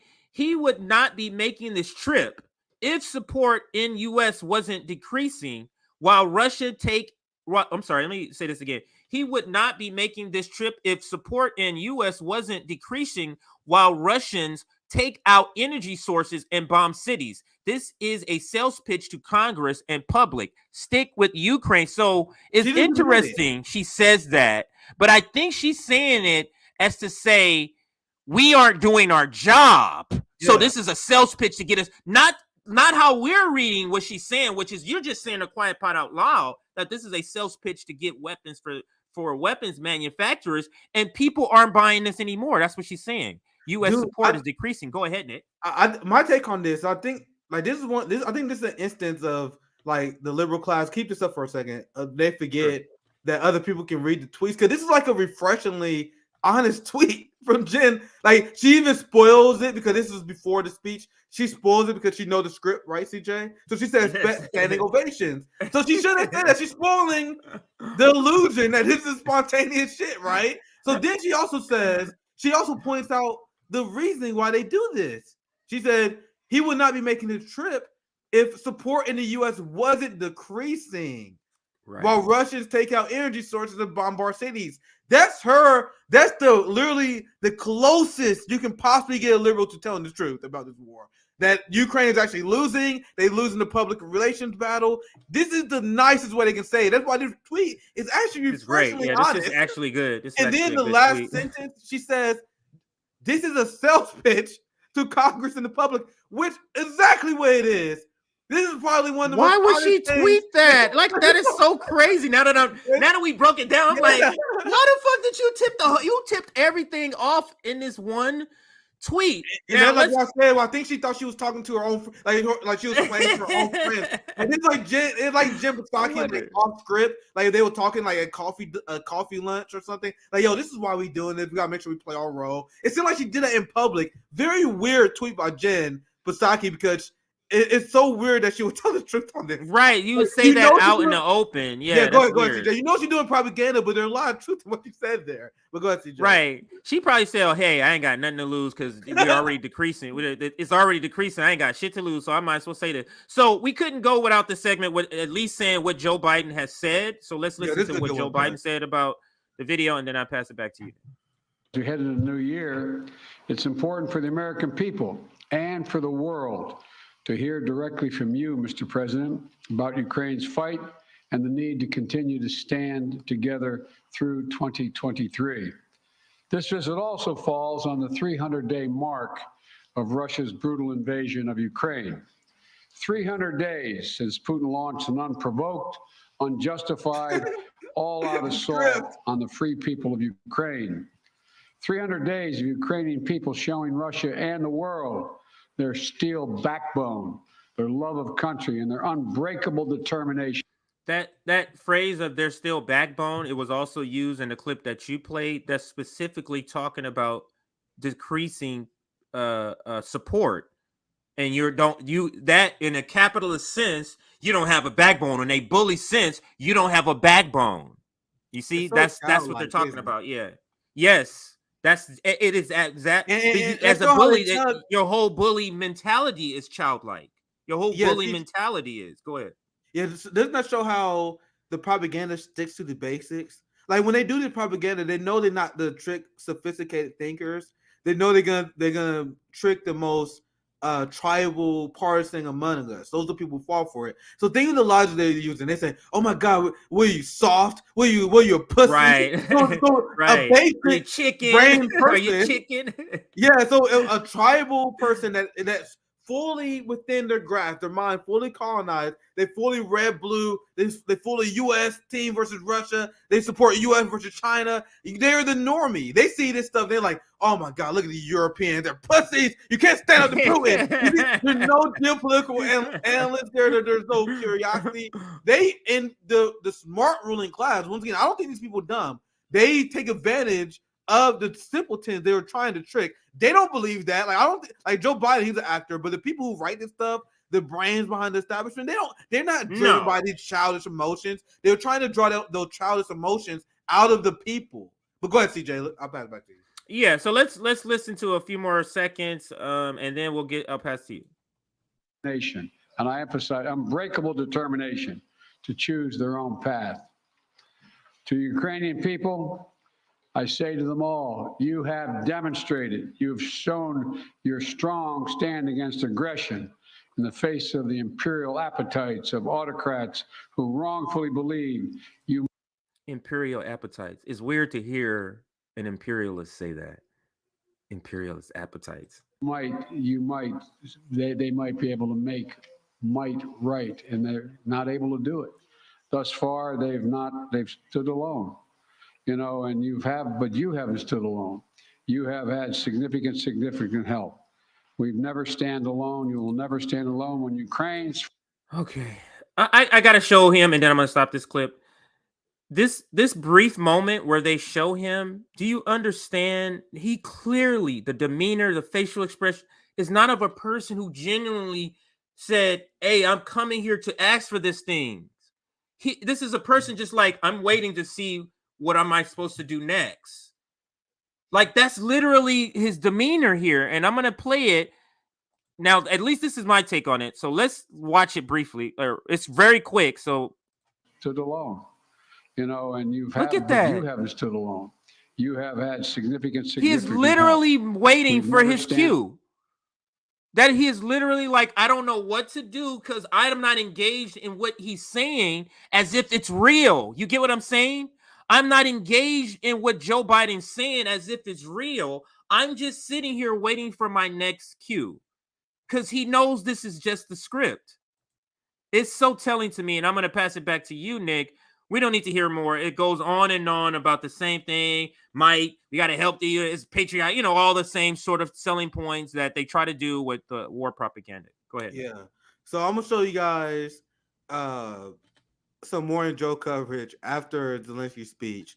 And I'll show you guys the show because this sums up all the liberal stuff. So you saw Jen Psaki, you saw some of the tweets I'm glad that CJ went through some of those. So I'll play this. Then we're gonna go to Tucker, and we're gonna go to Matt Gaetz and the criticism that Zelensky's getting, and we're gonna be weirded out by the contrast that we are getting by the two sides of the capitalist empire. So I'll play this one first. This is much shorter than the first one.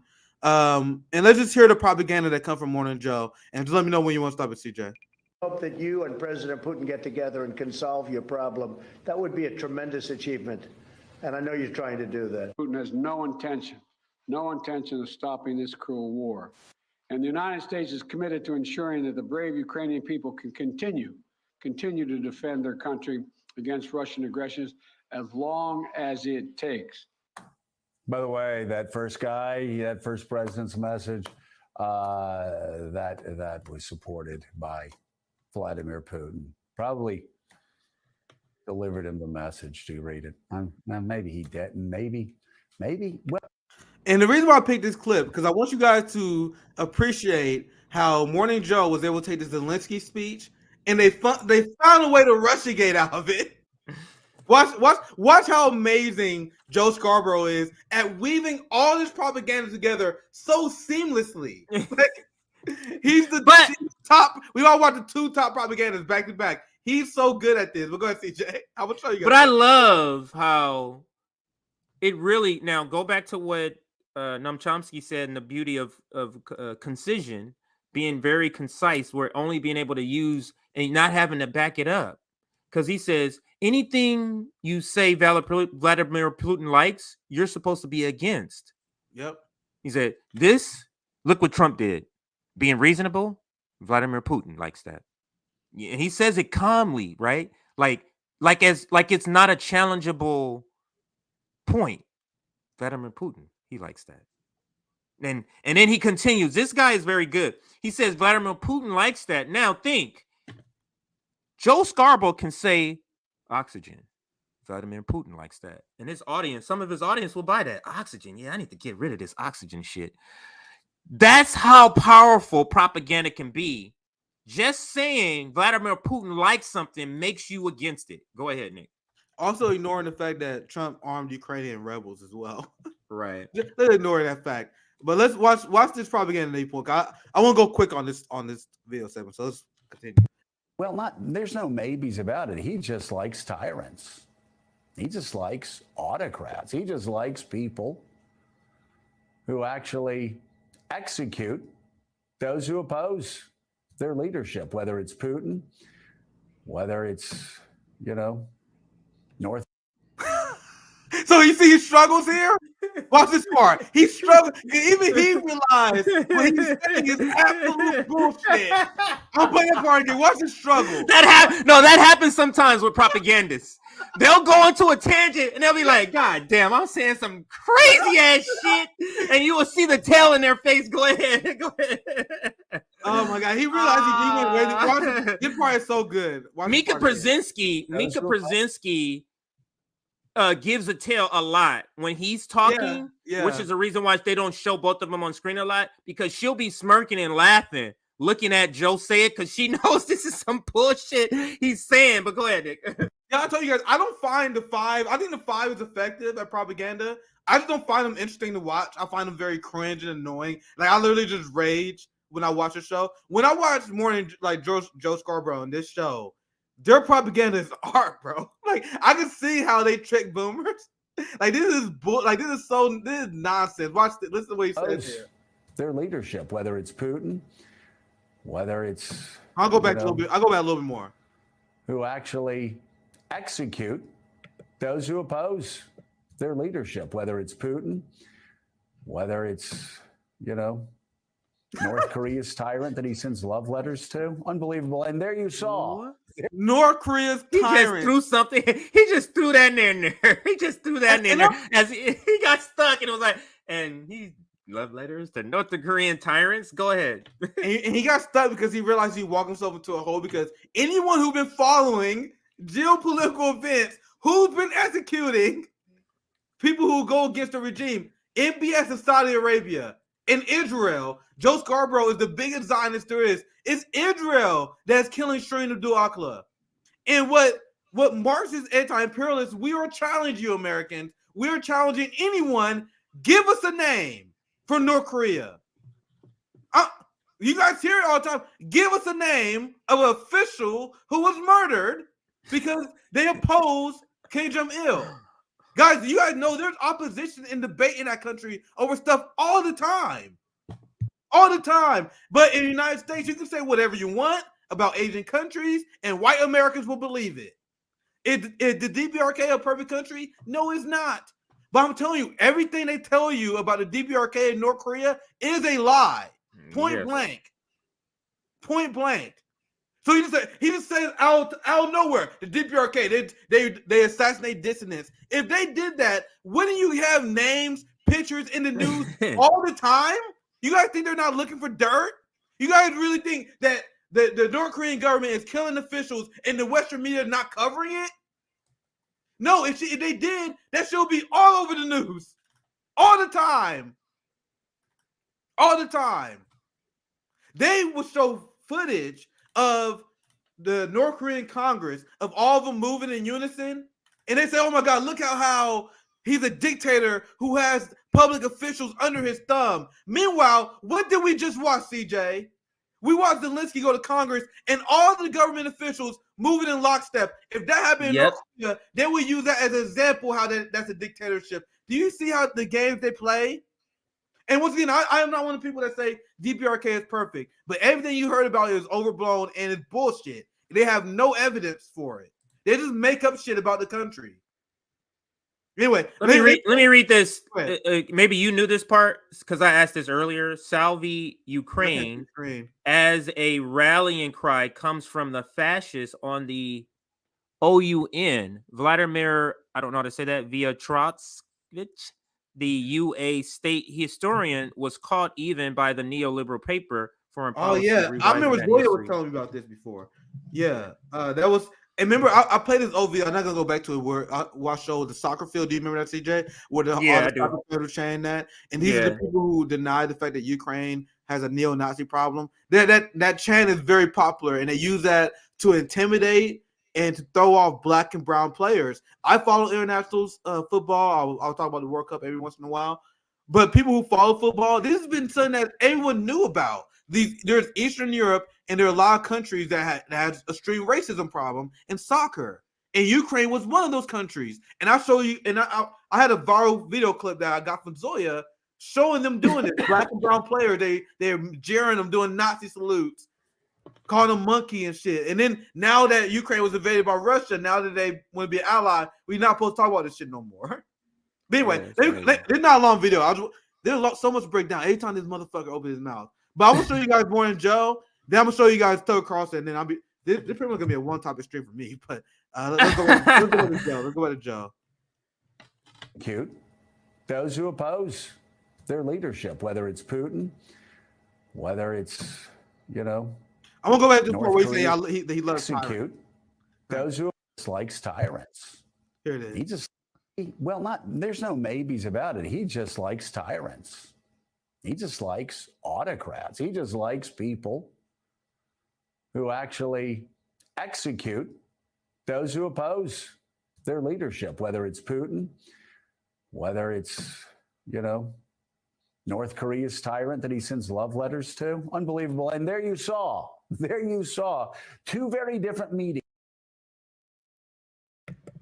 So I just want to point out how our criticisms of the two-party duopoly is consistent. My criticism of Donald Trump is the same as my criticism of Joe Biden.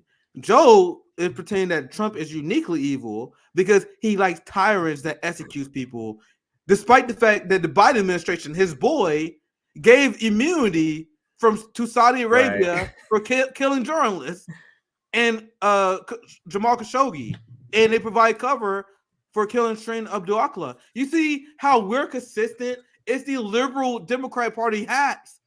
They got two different values. When Joe Biden does it, it's bad. When Joe Biden does it, it's okay. It's messy. The world is messy, right? When Donald Trump does it, he's a tyrant. Anyway, let me continue. We didn't even get that far into it. Meetings between two very different American presidents and their Ukrainian counterpart, President Zelenskyy. Did you catch the look on Zelensky's face as Trump urged him with contempt to get together with the authoritarian killer threatening his country's demise? Yeah, look at that. He's like, what am I doing here? Welcome back to Morning Joe. It's Thursday, December 22nd. Caddy K, Elise Jordan, and Jen Psaki are still with us. Everybody who hosts this show he made peace. He made the possibility or wanting to negotiate peace seem terrible. You see how that description was describing trying to negotiate peace. Absolutely. Look at this all-star propaganda lineup. This is why Morning Joe is the one you want to look at if you want to get the message of the establishment. This is not the highest rated show. It does decent for morning show, but if you want the message of the establishment, this is the show. And the reason think about that, it's not the highest rated show, but it got a second hour, and then now it has 3 hours. Why do you think that is? Because the show is not for us; it's for specific people, and regardless if us peasants are watching it. Yeah. It's for specific people, and it stays on the air. And it's the show that literally it's the most whitest show. Because they literally don't trust other people. Don't matter. You hear. You looking at the screen. Do you not see all white people on the screen? And you saw the black people they like is Eric Adams and Al Sharpton. Right. Or Eugene, I forget his name, but he's a writer for the biggest propaganda paper in the world. The New York Times or New York Post or whatever. New York Times. Yeah. Yeah, so we almost done with this video, and we still got the Tucker, so I'm gonna try and get through this. Yeah, we can get to Tucker. Let's go. But of course, we have the best of all time with us doing this sort of thing. Caddy K, Caddy the pro. So Caddy, you saw that look in Zelensky's eyes, right? My God, he's like, what am I doing here? And I'm so glad. I forget exactly who brought it up earlier today, because of course this show is 47 hours long. But somebody had brought up the fact that Zelensky showed his character early on when Donald Trump tried to blackmail him with funding that Republicans and Democrats in Congress had already approved. And can you pause it? The weapons. If you give, I don't know. I mean, I don't know how much he says, but this is so good. This guy is so good. Now let me explain. Go ahead. Let me explain why he's so good. Because what he's doing, Nick, he's tying the visit with Trump or just Trump. Yes. Are you down with Trump? If you're down with Trump, then you're down with Putin. If you're down with Putin, you're not down with America, right? Yeah. He is so smart. Now what he's doing, he's tying anyone being against Zelensky to Trump. Absolutely. Trump is the one who wanted peace. So if you want peace, you are a Trumper and you are a Putiner. If you want peace, you get how he's doing that? This guy, but the person listening is not going to intake it that way, that if I want peace, I'm for Putin. They're just going to say peace is not what should we get. We should be trying to fight because Putin wants peace and it serves Putin. I don't know how, and they didn't give me the details how, but I believe that. You're on point. That is literally what he's designed to do. And if you're on Twitter or on Facebook, I'm not going that deep. I'm not going that dark. That's dark. But when you see these Ukraine flag waving liberals, it's dark. I'm not going that dark. I'm not going into the pits of hell. Okay. Those liberal boomer groups. That's the next level. I can't do that. I can't do that, man. I can deal with some gang members, some Crips and Bloods, but you talk about some Facebook, man. Fuck that shit. But Joe Scarborough is the guy who brings. He's the guy who breaks all the annoying liberals you ever encounter brains online. I promise. Let's continue because it's about 1 more minute. And then I'm gonna show you guys Tucker. Like we literally go back to back. The two best propagandists back to back. So let's do this one. Give me dirt on my political opponent, and he refused to do it. That was an early indication that this guy was not for turning. Yeah, if any of you have not watched Zelensky's TV show, Servant of the People. Oh, yeah, this is the person who says it. This is the person who says the dumbest shit. Servant of the People I've ever heard in my life. I had to hype this up because you guys see how excited that this panel is. I'm going to go back to the panel shot. how excited these people are on going more than Joe. Like this is their big moment, right? Like it's kind of like when RBN, we see RBN on George Galloway, right? Like when we go on Jimmy Dore, like when we go on big platforms. That's the establishment version of that. Like this is their moment. It is. And watch what she brings out, knowing that this is her chance, right? So let me go back to her response. I wasn't gonna play this clip until this moment, CJ. It was this moment I watched this while I was like, yeah, we're doing a second on this somehow. Anyway, let's watch this last part and I'll move on to the next part. We'll give you the weapons if you give me dirt on my political opponent. And he refused to do it. That was an early indication that this guy was not for turning. Yeah, if any of you have not watched Zelensky's TV show, Servant of the People, go back and watch it. First of all, it's very funny. He's got great comic timing. He's a good comic actor. But in it, he plays this president of Ukraine who was elected, who'd been a teacher, and he stands up against corruption. And it always reminds me of that phone call when Donald Trump called him up and said, look, you know, give me something and I'll give you something. And the character of the actor and the character of the actor who plays the president and the character of the real president, they're the same. Really? You guys see why we titled the video the way we did? The United States is the most propagandized country in the world. This is a apparently very serious, deeply serious U.S. special correspondent saying that the movie that Zelensky starred in, that's real. It's real, guys. He's really fighting corruption.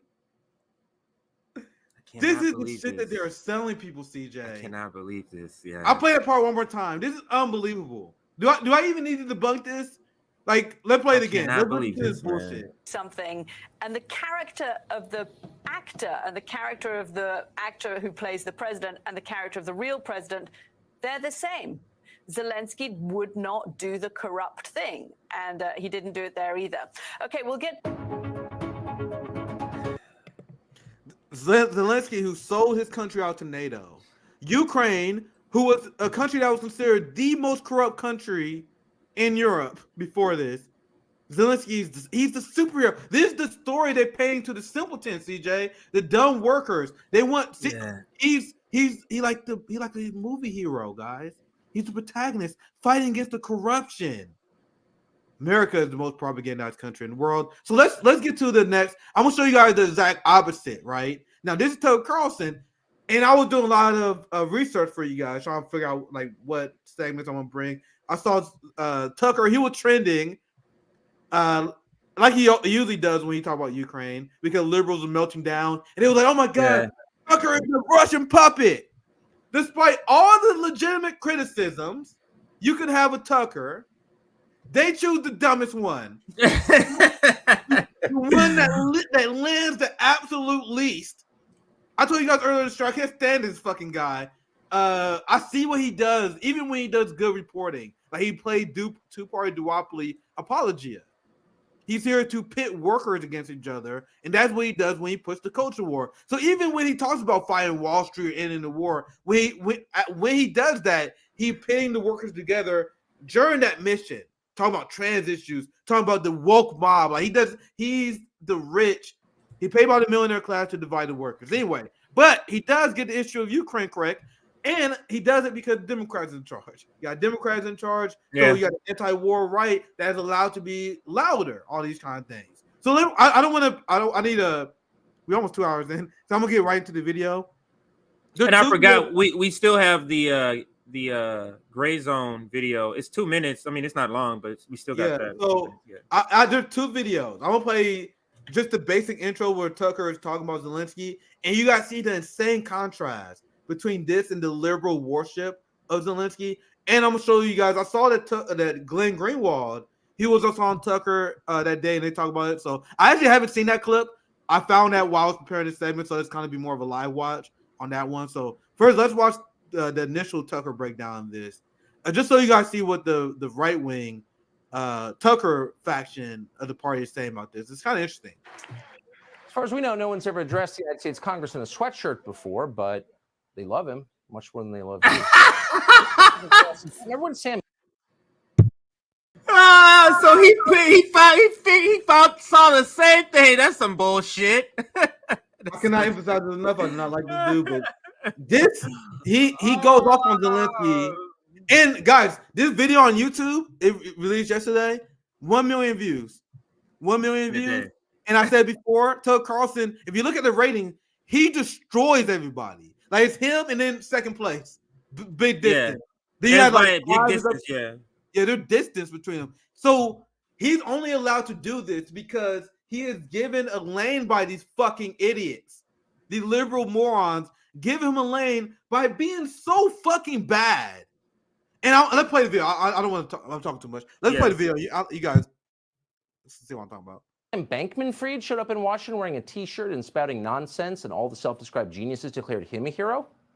The media, the Congress, the White House, they all love this weird little guy called Sam Bankman-Fried. Do you remember that? Somehow we were reminded of it today when the president of Ukraine arrived at the White House dressed like the manager of a strip club and started to demand money. Now. Okay, y'all can't lie. That was dressed like a manager of the strip club. He dressed like a manager of a strip club. Asked for money. All right, Somehow we were reminded of it today when the president of Ukraine arrived at the White House dressed like the manager of a strip club and started to demand money. Amazingly, no one threw him out. Instead, they did whatever he wanted.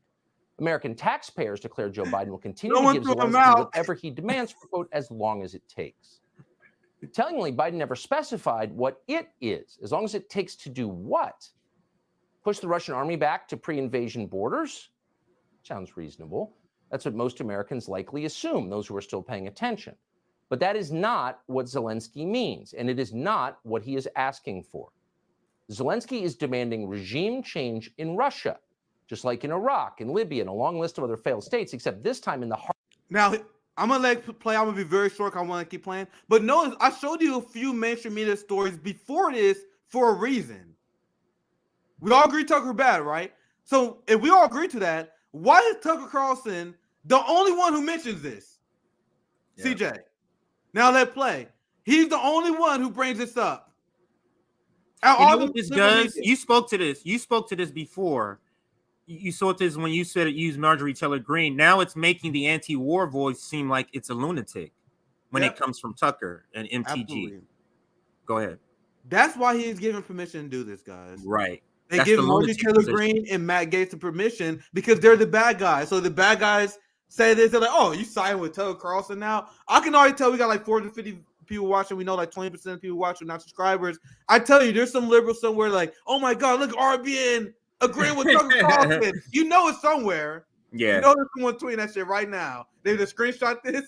They're screaming for it. And they go, oh my God, RBN agrees with Tucker. And that's why they do this, guys. That is exactly why they do this. I'm not falling for it though.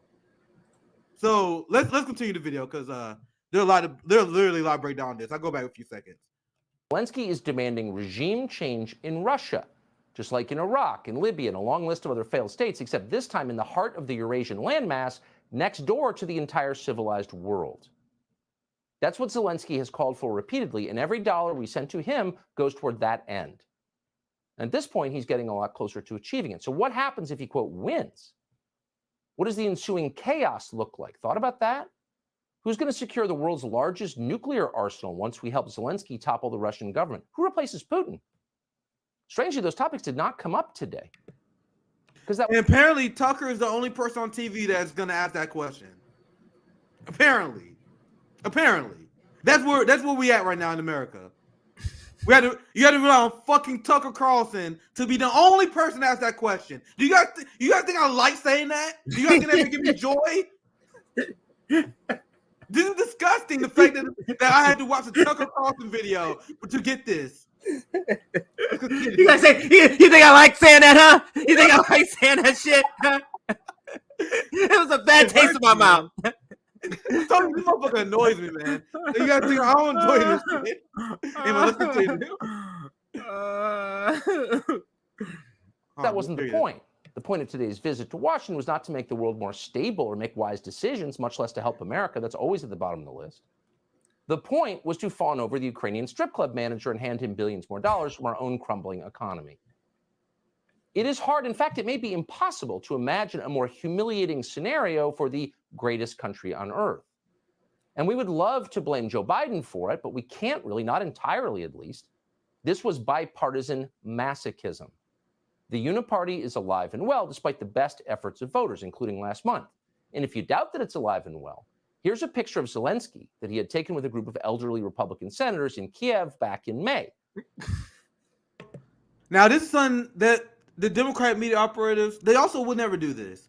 Now, Tucker is about to roast these motherfuckers, these Republican people, and listen to the talking points that he used, which is undeniably devastating if you are right-leaning, right? He know his audience, right? So let's listen. I want to be very Can you go back maybe 3, 4, or 5 seconds? I want to hear how he described the word that he used to describe. Yeah, it's good. Yeah, go ahead. Yeah, I'll go back like 10 seconds. Here we go. Yeah. And if you doubt that it's alive and well, here's a picture of Zelenskyy that he had taken with a group of elderly Republican senators in Kiev back in May. They stand grinning next to him in their orthopedic shoes. 70-year-old Susan Collins, John Barrasso, John Cornyn, led by their 80-year-old ringleader, Mitch McConnell. 44-year-old Zelenskyy poses between them in a skin-tight polo shirt, flexing like a weightlifter and trying to look awestruck. Jeez, this is a comedy writer that's writing this too. It's a comedy writer in the room, Nick. There's a comedy writer in the room. These descriptions. Yeah, that's not Tucker. Freaking hilarious. Yeah, it's a freaking hilarious. You can continue. Yeah, Tucker at prime time, he got billions of dollars. That's not Tucker. These are beautiful roasts. You guys have to admit. These are beautiful roasts. Man. Not Tucker. Whoever wrote that, props to you. Tucker's delivering it. But let's continue this. Not since a young Fidel Castro showed up in New York wearing battle fatigues has this country's aging leadership class tittered more loudly in delight. They love a man in uniform. What a hunk. So strong and decisive. Look at the expression on Mitch McConnell's face. You can almost hear the giggles of pleasure. No rational person assessing the issues ever would have predicted this moment. If you were a Republican office holder and Zelenskyy came to Washington, maybe you would, for a moment, ask him about his current and ongoing war against Christianity in Ukraine, especially if you were, say, Mitch McConnell or John Cornyn, and a lot of your own voters go to church on Sunday. They might care about that issue. But McConnell and Cornyn didn't mention that. They didn't say a word. You will not hear a word on television tonight about the fact that Zelenskyy has banned an entire ancient Christian denomination in Ukraine and then seized churches and then thrown priests into jail. According to Mitch McConnell, who apparently hasn't left his office since the mid-'80s, anti-Christian despotism is what most Republicans want above all. This man just destroyed Mitch McConnell Republicans because they're the evangelicals. You know how much of a problem he just created for them? Or maybe they already had that, and this is the reason why they already knew this, Nick. This is the reason why for this visit, because they know Republicans who are about to take power ain't gonna be with this. And Tucker just pressed the button on it. He said, I know the reason. Now let me press this shit harder. You ever watch the cartoon? They got explosives, the dynamite, and they got that thing. This is what Tucker just did. He just went, bah. Dynamite on the GOP right now and Mitch McConnell. Oh, they're reining that in. Oh, it's not gonna be like, I mean, they're still imperialists, so don't get it twisted. But there's gonna be checks. It ain't gonna be no blank check, and it's gonna be because they're gonna be getting pressure from the evangelicals, and he just set fuel to that fire, Nick. Yeah, and that was beautifully done because once again he knows his audience. For once again, as leftists, as socialists, we appeal to the historic trend of leftists hating Nazis, right? Mm-hmm. Like if you're a leftist, if you're a socialist, if you're black, indigenous, brown, whatever, we say we shouldn't support the Ukraine proxy war, maybe because we shouldn't fund Nazis on fucking principle. That's all we have to do, right? Now Tucker is talking to a right-wing audience. What does he use? And what does the right use? They use fiscal conservatism. Why we send this money to Ukraine that should go to the United States, even though they're against social programs.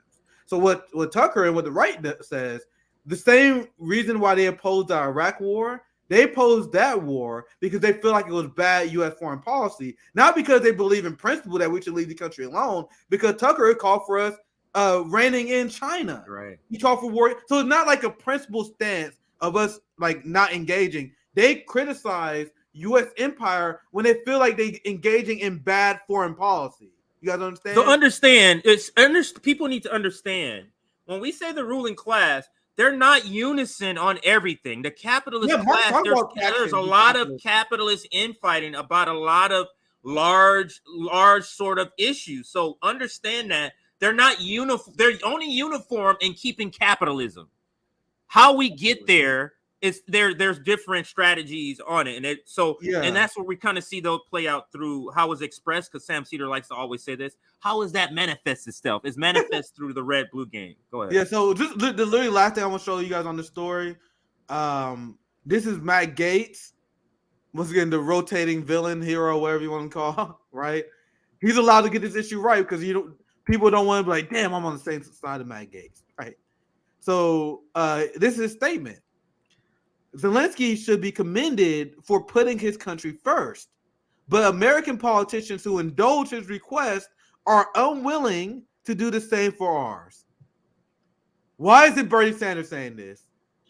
Why, guys? AOC is more unpopular than Hillary Clinton. Yeah, that's a devastating fact that DSA and AOC simps have to deal with. Whether you believe that's fair because you get media coverage, that is just a fact.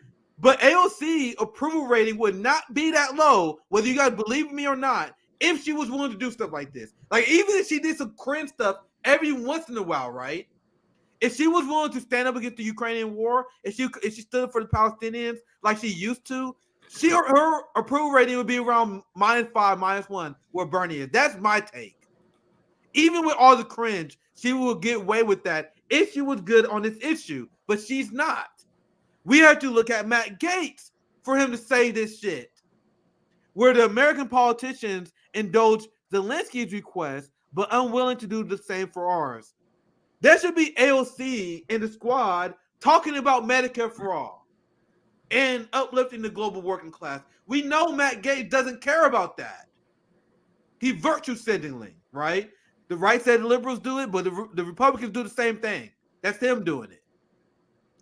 Now, let me continue to quote. He said he's hemorrhaging billions of taxpayer dollars for Ukraine while our country is in crisis. See, now this is the fiscal conservative argument against Ukraine, CJ. And then you got Tucker that threw the evangelical. Woo, Yeah, that's a deadly combination. that's the spear.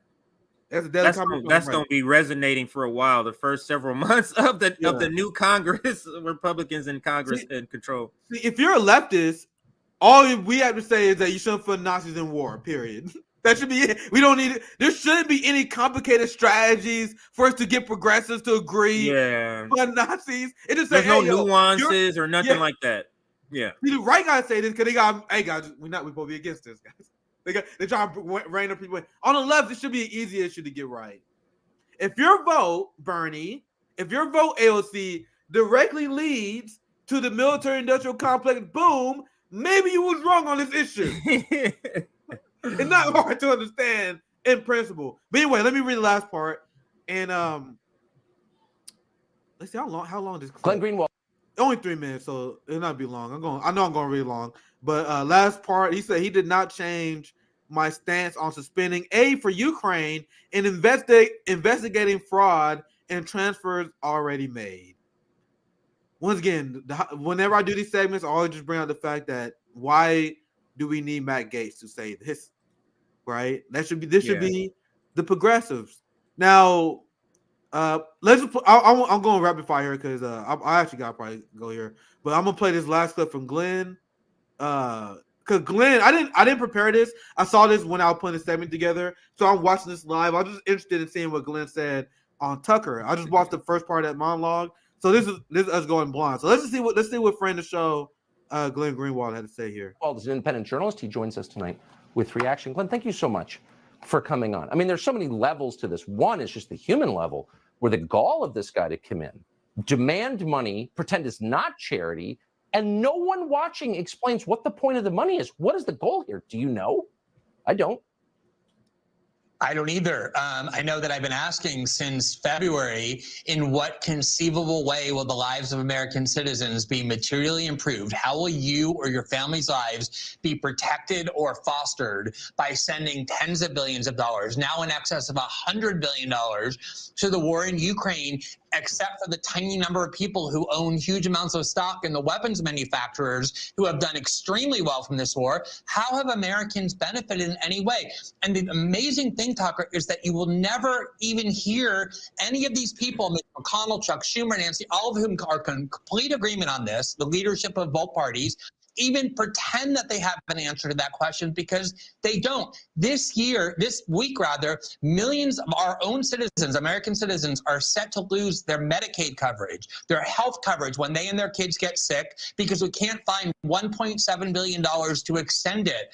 And yet we're about to send another $44.5 billion to fund this war in Ukraine. And Mitch McConnell says the number one goal of the Republican Party is to treat Russia as an enemy. Donald Trump won the primary in 2016 and 2020 based on the argument that Russia is not our enemy and we have no reason to treat it as such. So the entire question that needs to be asked is, who is this really benefiting? And the answer is everyone except the American people.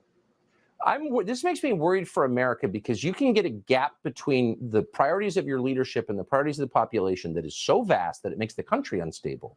I mean, the government does all kinds of dumb things, but for Mitch McConnell to come out and say, everyone agrees with me out there, this is the most important thing, when things are really starting to kind of teeter in this country, that's not an overstatement, that makes me think they're dangerously out of touch.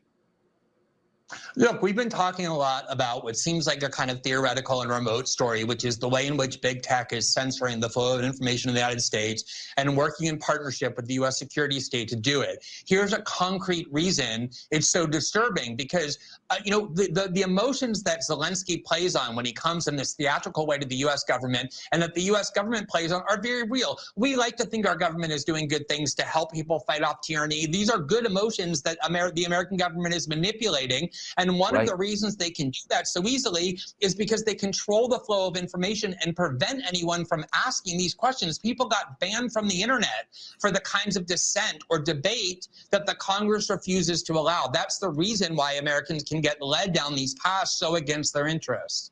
That's right. These are good emotions they're playing on. As with COVID, as with Black Lives Matter, they're all good emotions. They subvert your best instincts.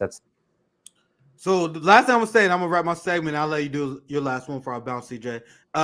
Why is Tucker the only one willing to have Glenn Greenwald on to do this? Glenn talks about it all the time. He's banned on CNN and MSNBC. So whenever we do these segments, it's not like, oh my God, look how amazing Tucker Carlson is. It's look how bad everyone else is. Everybody else is. Look how bad. No one else is wanting to have Tucker Carlson on. I get it. I'm hood. I'm ghetto as fuck. I got a Midwestern accent, right? I get it. I'm not going to be on there. But why are they banning well-spoken, Pulitzer Prize-winning journalists like Glenn Greenwald and Aaron Mate, right? But they have those BBC spooks on that say Zelenskyy is like a real movie star. Anyway, last all right. I just got a couple of Max videos, and we can end it because another 10 minutes and then we'll be out of here. Yeah. Here's the headline. I don't think we read an article, but here's the article that fits with this story. Biden uses Zelenskyy to whip up pro-war votes. Listen to this. On Wednesday, a U.S. military aircraft flew Ukrainian President Zelenskyy to Washington to meet with the U.S. President Joe Biden and address joint sessions of Congress, where he called for absolute victory against Russia. The primetime speech, broadcast on all major networks, was a massive exercise in war propaganda. Biden invited Zelenskyy to Washington as part of an effort to condition American public opinion to accept the White House escalation of the U.S.-NATO war against Russia and Ukraine. Zelenskyy gave a proxy speech. I love how they describe how it's a proxy speech scripted by the White House for a proxy war.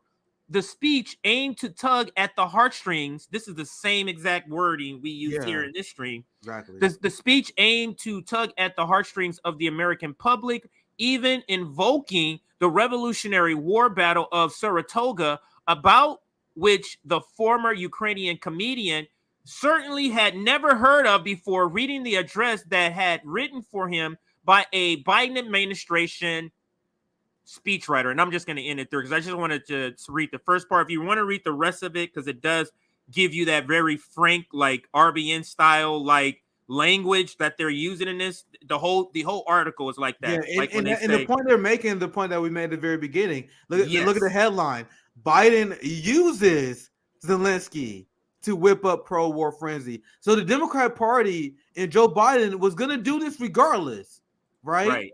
They're using Zelenskyy he's just as a prop. Exactly. Exactly. We're about to go into the same word. We're going to the same. All right. So here is the video. Max Blumenthal.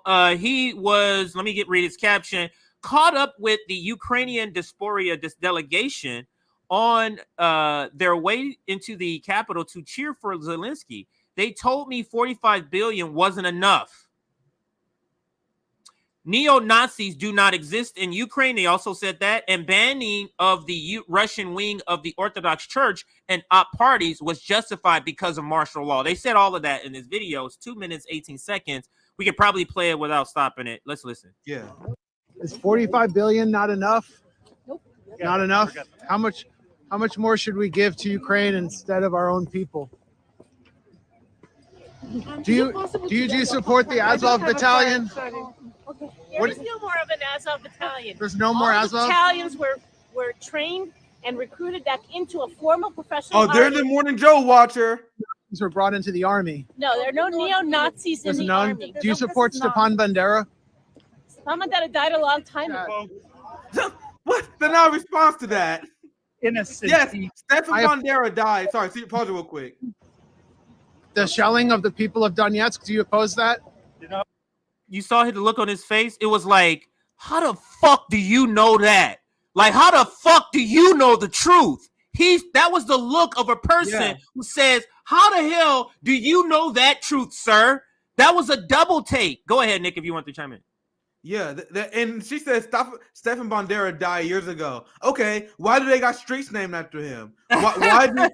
Why do the military literally chant and salute this guy? Why do they have holidays based on Stefan Bandera's? Can you see how the American reaction that we got Christopher Columbus Day? And people are like, yo, maybe we shouldn't have a holiday based on a genocidal monster. Ukraine is like, yeah, we're just going to have a guy who's responsible for a Holocaust here as our holiday guy. That's Stefan Bandera.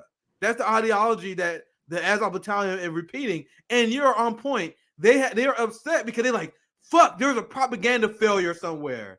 They probably don't know who this guy is. They probably don't know Max by name and by face like that. But they probably see this like, how the fuck did this guy get this information? Like you said. Yeah, God, he gave a double take. Bro, what are you doing? Get on it. Watch the double take again. We'll try to let it again. play through, but let me know if you want to stop because go I ahead. only watched maybe a minute and 20 seconds. So the last 40 seconds I didn't see. So that's blind. We're going blind the last 40 seconds. So the neo-Nazis were brought into the army. No, there are no neo-Nazis in There's the none. army. Do you support Stepan Bandera? Stepan Bandera died a long time ago. War against innocent people. I oppose the assault on Donetsk. Do you? The shelling of the people of Donetsk. Do you oppose that? No, you're like, no. No. Why are civilians being killed in Donetsk and Lugansk? He's like, wow, you're bringing up you're bringing up the coup. You're gonna go there. You think I can say anything about that on camera, sir? That was the reaction.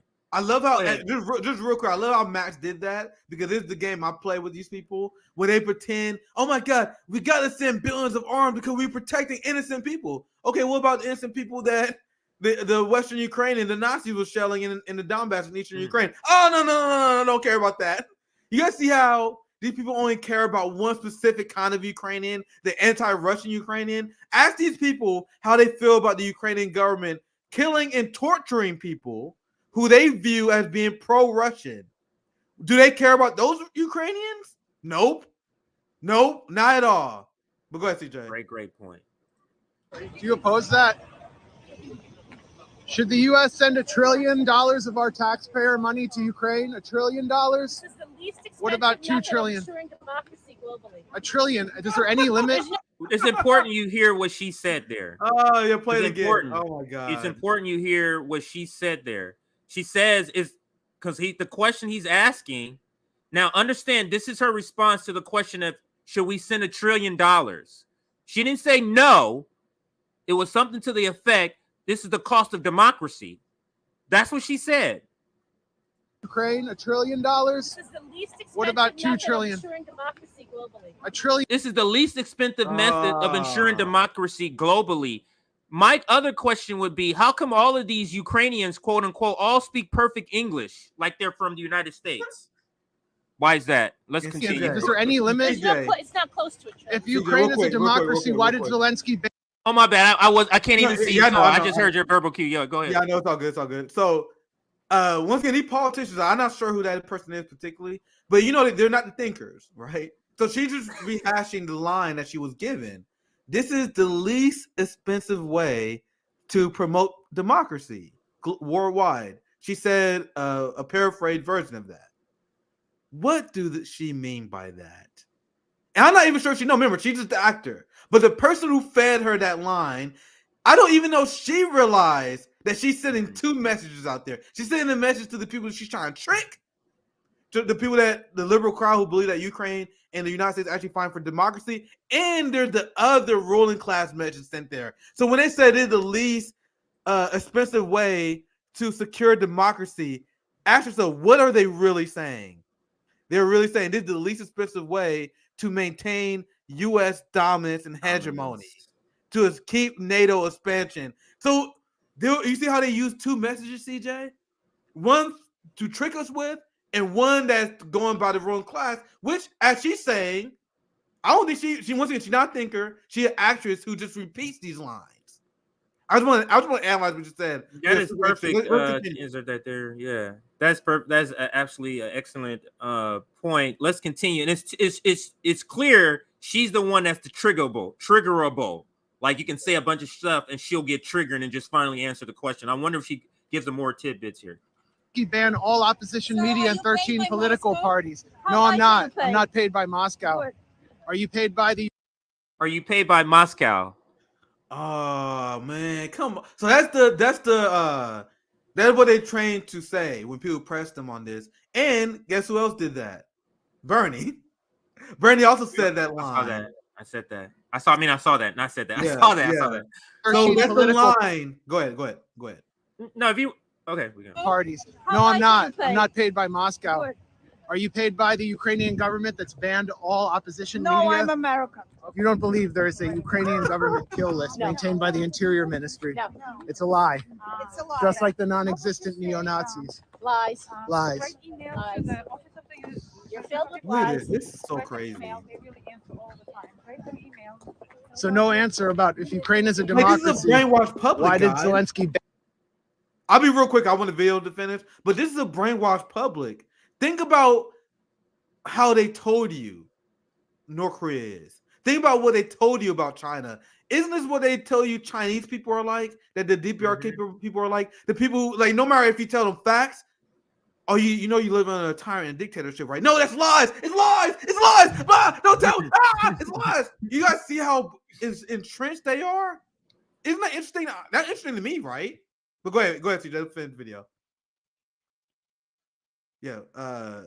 Yeah. Okay. So here is the rest of the video. He banned 13 opposition parties. Martial law. Read the definition of martial law. Sounds undemocratic. Why did he ban the Russian wing of the Orthodox Church? The Russian Orthodox Church was serving as a treasonous organization and was found with materials that were illegal and financing the enemy. So banning clergy, banning media. Just let it finish. And I'm gonna explain something. We only got 20 seconds left, so let it finish. And I'm gonna explain the authoritarian mindset that the people have been taught to accept as normal. But go ahead, because I want to break what you banning opposition. For people that didn't hear that because my wife was in the room, maybe it got jumbled. But let me just play this last thing she says right here. Yeah, I'll play it to the end, and I'll explain afterwards. And was found with materials that were. Yeah, here. This is because I want you to hear. This is another talking point she was given to give out. So listen to this here. Let me go back a little more to make sure. Ukraine is a democracy. Why did Zelensky ban 13 opposition parties? Martial law. Read the definition of martial law. Sounds undemocratic. Why did he ban the Russian wing of the Orthodox Church? The Russian Orthodox Church was serving as a treasonous organization and was found with materials that were illegal and financing the enemy. So banning clergy, banning media, banning opposition. This is fighting for democracy. You are serving Putin. But you acknowledged it was all true. Serving Putin. I'm serving Putin by stating facts. You're not stating facts. You just acknowledged that it was martial law and it was fact. No, all I said is it's martial law. I didn't acknowledge it's a fact. So he didn't ban the Russian wing of the Orthodox Church. No, he hasn't. He's submitted legislation for certain purposes, and it has Oh my It's unbelievable, and the American keeps chiming in. Just understand, she says she's American. She has an accent, so maybe she's naturalized, but she says she's American, but she's the one who keeps injecting, are you paid by Putin? That's the one who keeps asking that particular part. Now, I want to say this, and then we get to the next part.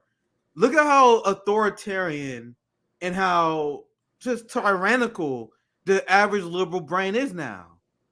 Let's say that church was Russian sympathizers. That is not a reason to ban them unless you are an unrelenting, ruthless, fascist authoritarian. So, as we explained before, Ukraine is a divided country. So this is what the West does all the time. The West will get involved in a conflict with a divided country, and then they will say, anyone who supports the other side of the conflict, we will support authoritarian actions and measures to suppress your opinion.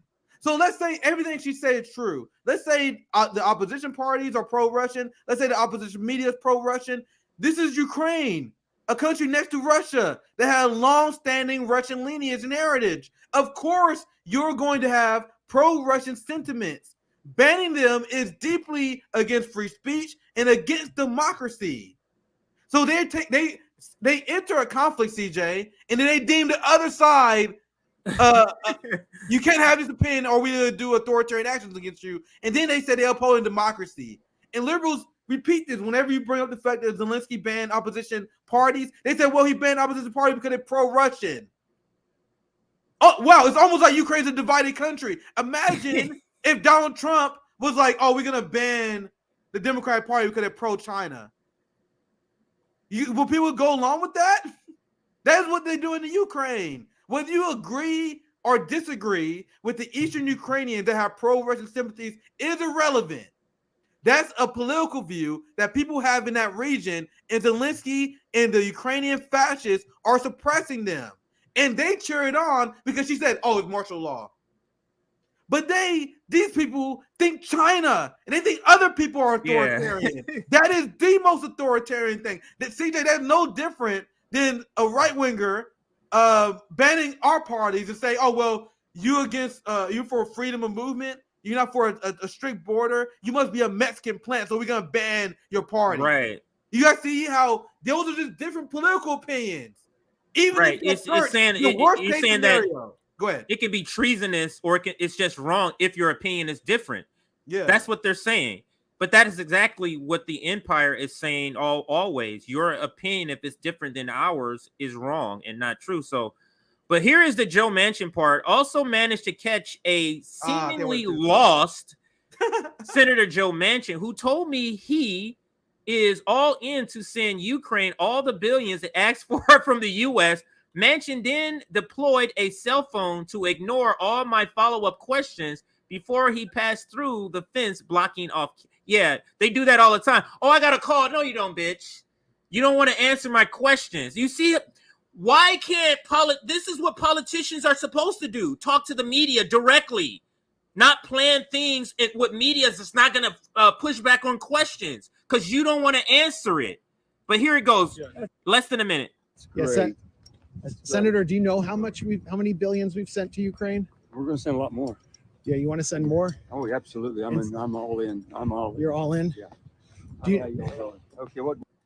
So what Manchin did was, if you don't think he doesn't know who Max Blumenthal is, when after the CIA already hooked up his Wikipedia page, if you didn't, go check out Gray Zone and Max Blumenthal's Wikipedia page. It's ridiculous. So he said, oh, this Max Blumenthal motherfucker. I saw the Rokana video, bitch. Let me call somebody right now That's what he did, because he's not on the phone and his phone is not ringing. What he did is saw a reporter and said, I'm calling somebody, is what he did. Look. Yes, Senator, do you know how many billions we've sent to Ukraine? He pressed the button to call. Yeah, you want to send more? Oh, absolutely. I'm all in. I'm all in. You're all in? Yeah. Do you, Okay, what you got? do you have guys? any problem with Tell me what Zelensky you got. banning every opposition party? What's that? Bring the bag. Senator, how do we know where the Meet me. weapons are going? Meet me at the. Just meet. Bro, you're not talking to nobody, you motherfucker. Nobody. That's why he said, meet me at the. If you're really, I was just about to say the same thing. If he was saying, he would have been, meet me at the thing, meet me at the. He said, meet me at, because he's just saying stuff, thinking that the other guy is going to be saying stuff and not just quietly listening. If the other guy's jibber jabbing, then he can just be blah blah blah. Da, da, da. You get what I'm saying? The guy is quiet, so now we can just hear if you really are talking on the phone, Senator, and we know you're not. And let's finish this. Seth, bring the bag. Senator, how do we know where the weapons are going? Meet me at the. Just meet me at the. You got the what? You know, in the bottom where you come in. Senator, how do we know where the weapons are going? They've been showing up in Africa and Lake Chad, according to the Nigerian president. Do you support any measure to track the weapons? Meet me there, okay? Why isn't the money going here where there are homeless encampments surrounding the U.S. Capitol, Senator Manchin?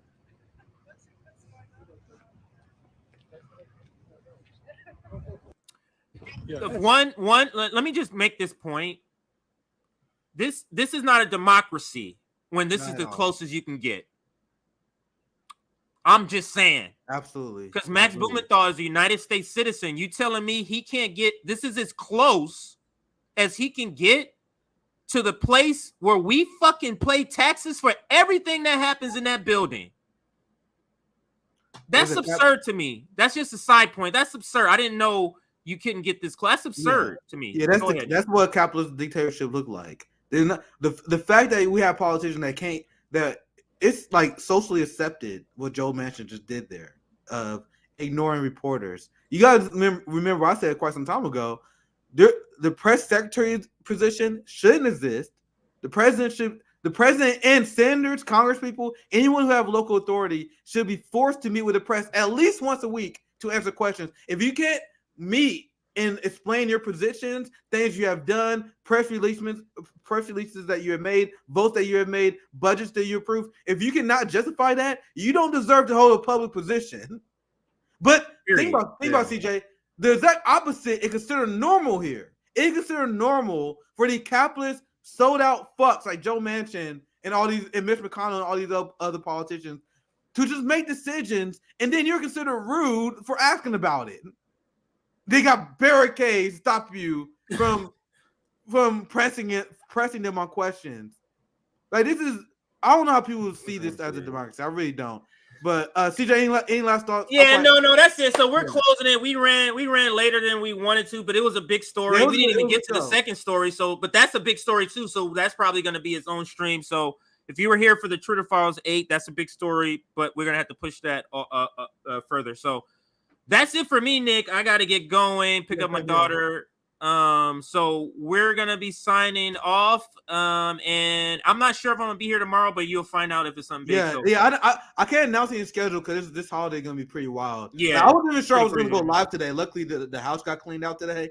But so I'm not sure if we may have a holiday break. We see if I may will go live because something crazy happened. So we see. But either way, we're gonna have Q, Anthony, and Mene on from Monday as our next week guest. So we got a lot of great shows coming up next week for sure. Make sure you guys subscribe to our Patreon, like and share, and have a great holiday, my comrades. Have a good one, guys.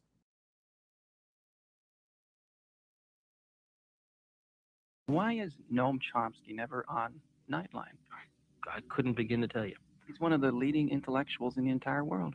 I have no idea. He may be one of the leading intellectuals who can't talk on television. You know, that's a standard that's very important. One of the things you have to do when you book a show is know that the person can make the point within the framework of television. So Greenfield, or whatever his name is, hit the nail on the head. You must meet the condition of concision. You got to say things between two commercials or in 600 words. And that's a very important fact. Because the beauty of concision, you know, saying a couple of sentences between two commercials, the beauty of that is that you can only repeat conventional thoughts. Suppose I get up on Nightline and I say Gaddafi is a terrorist, Khomeini is a murderer, you know, et cetera, et cetera. The Russians, you know, invaded Afghanistan, all this sort of stuff. I don't need any evidence. Everybody just nods. On the other hand, suppose you say something that just isn't regurgitating conventional pieties. Suppose you say something that's the least bit unexpected or controversial.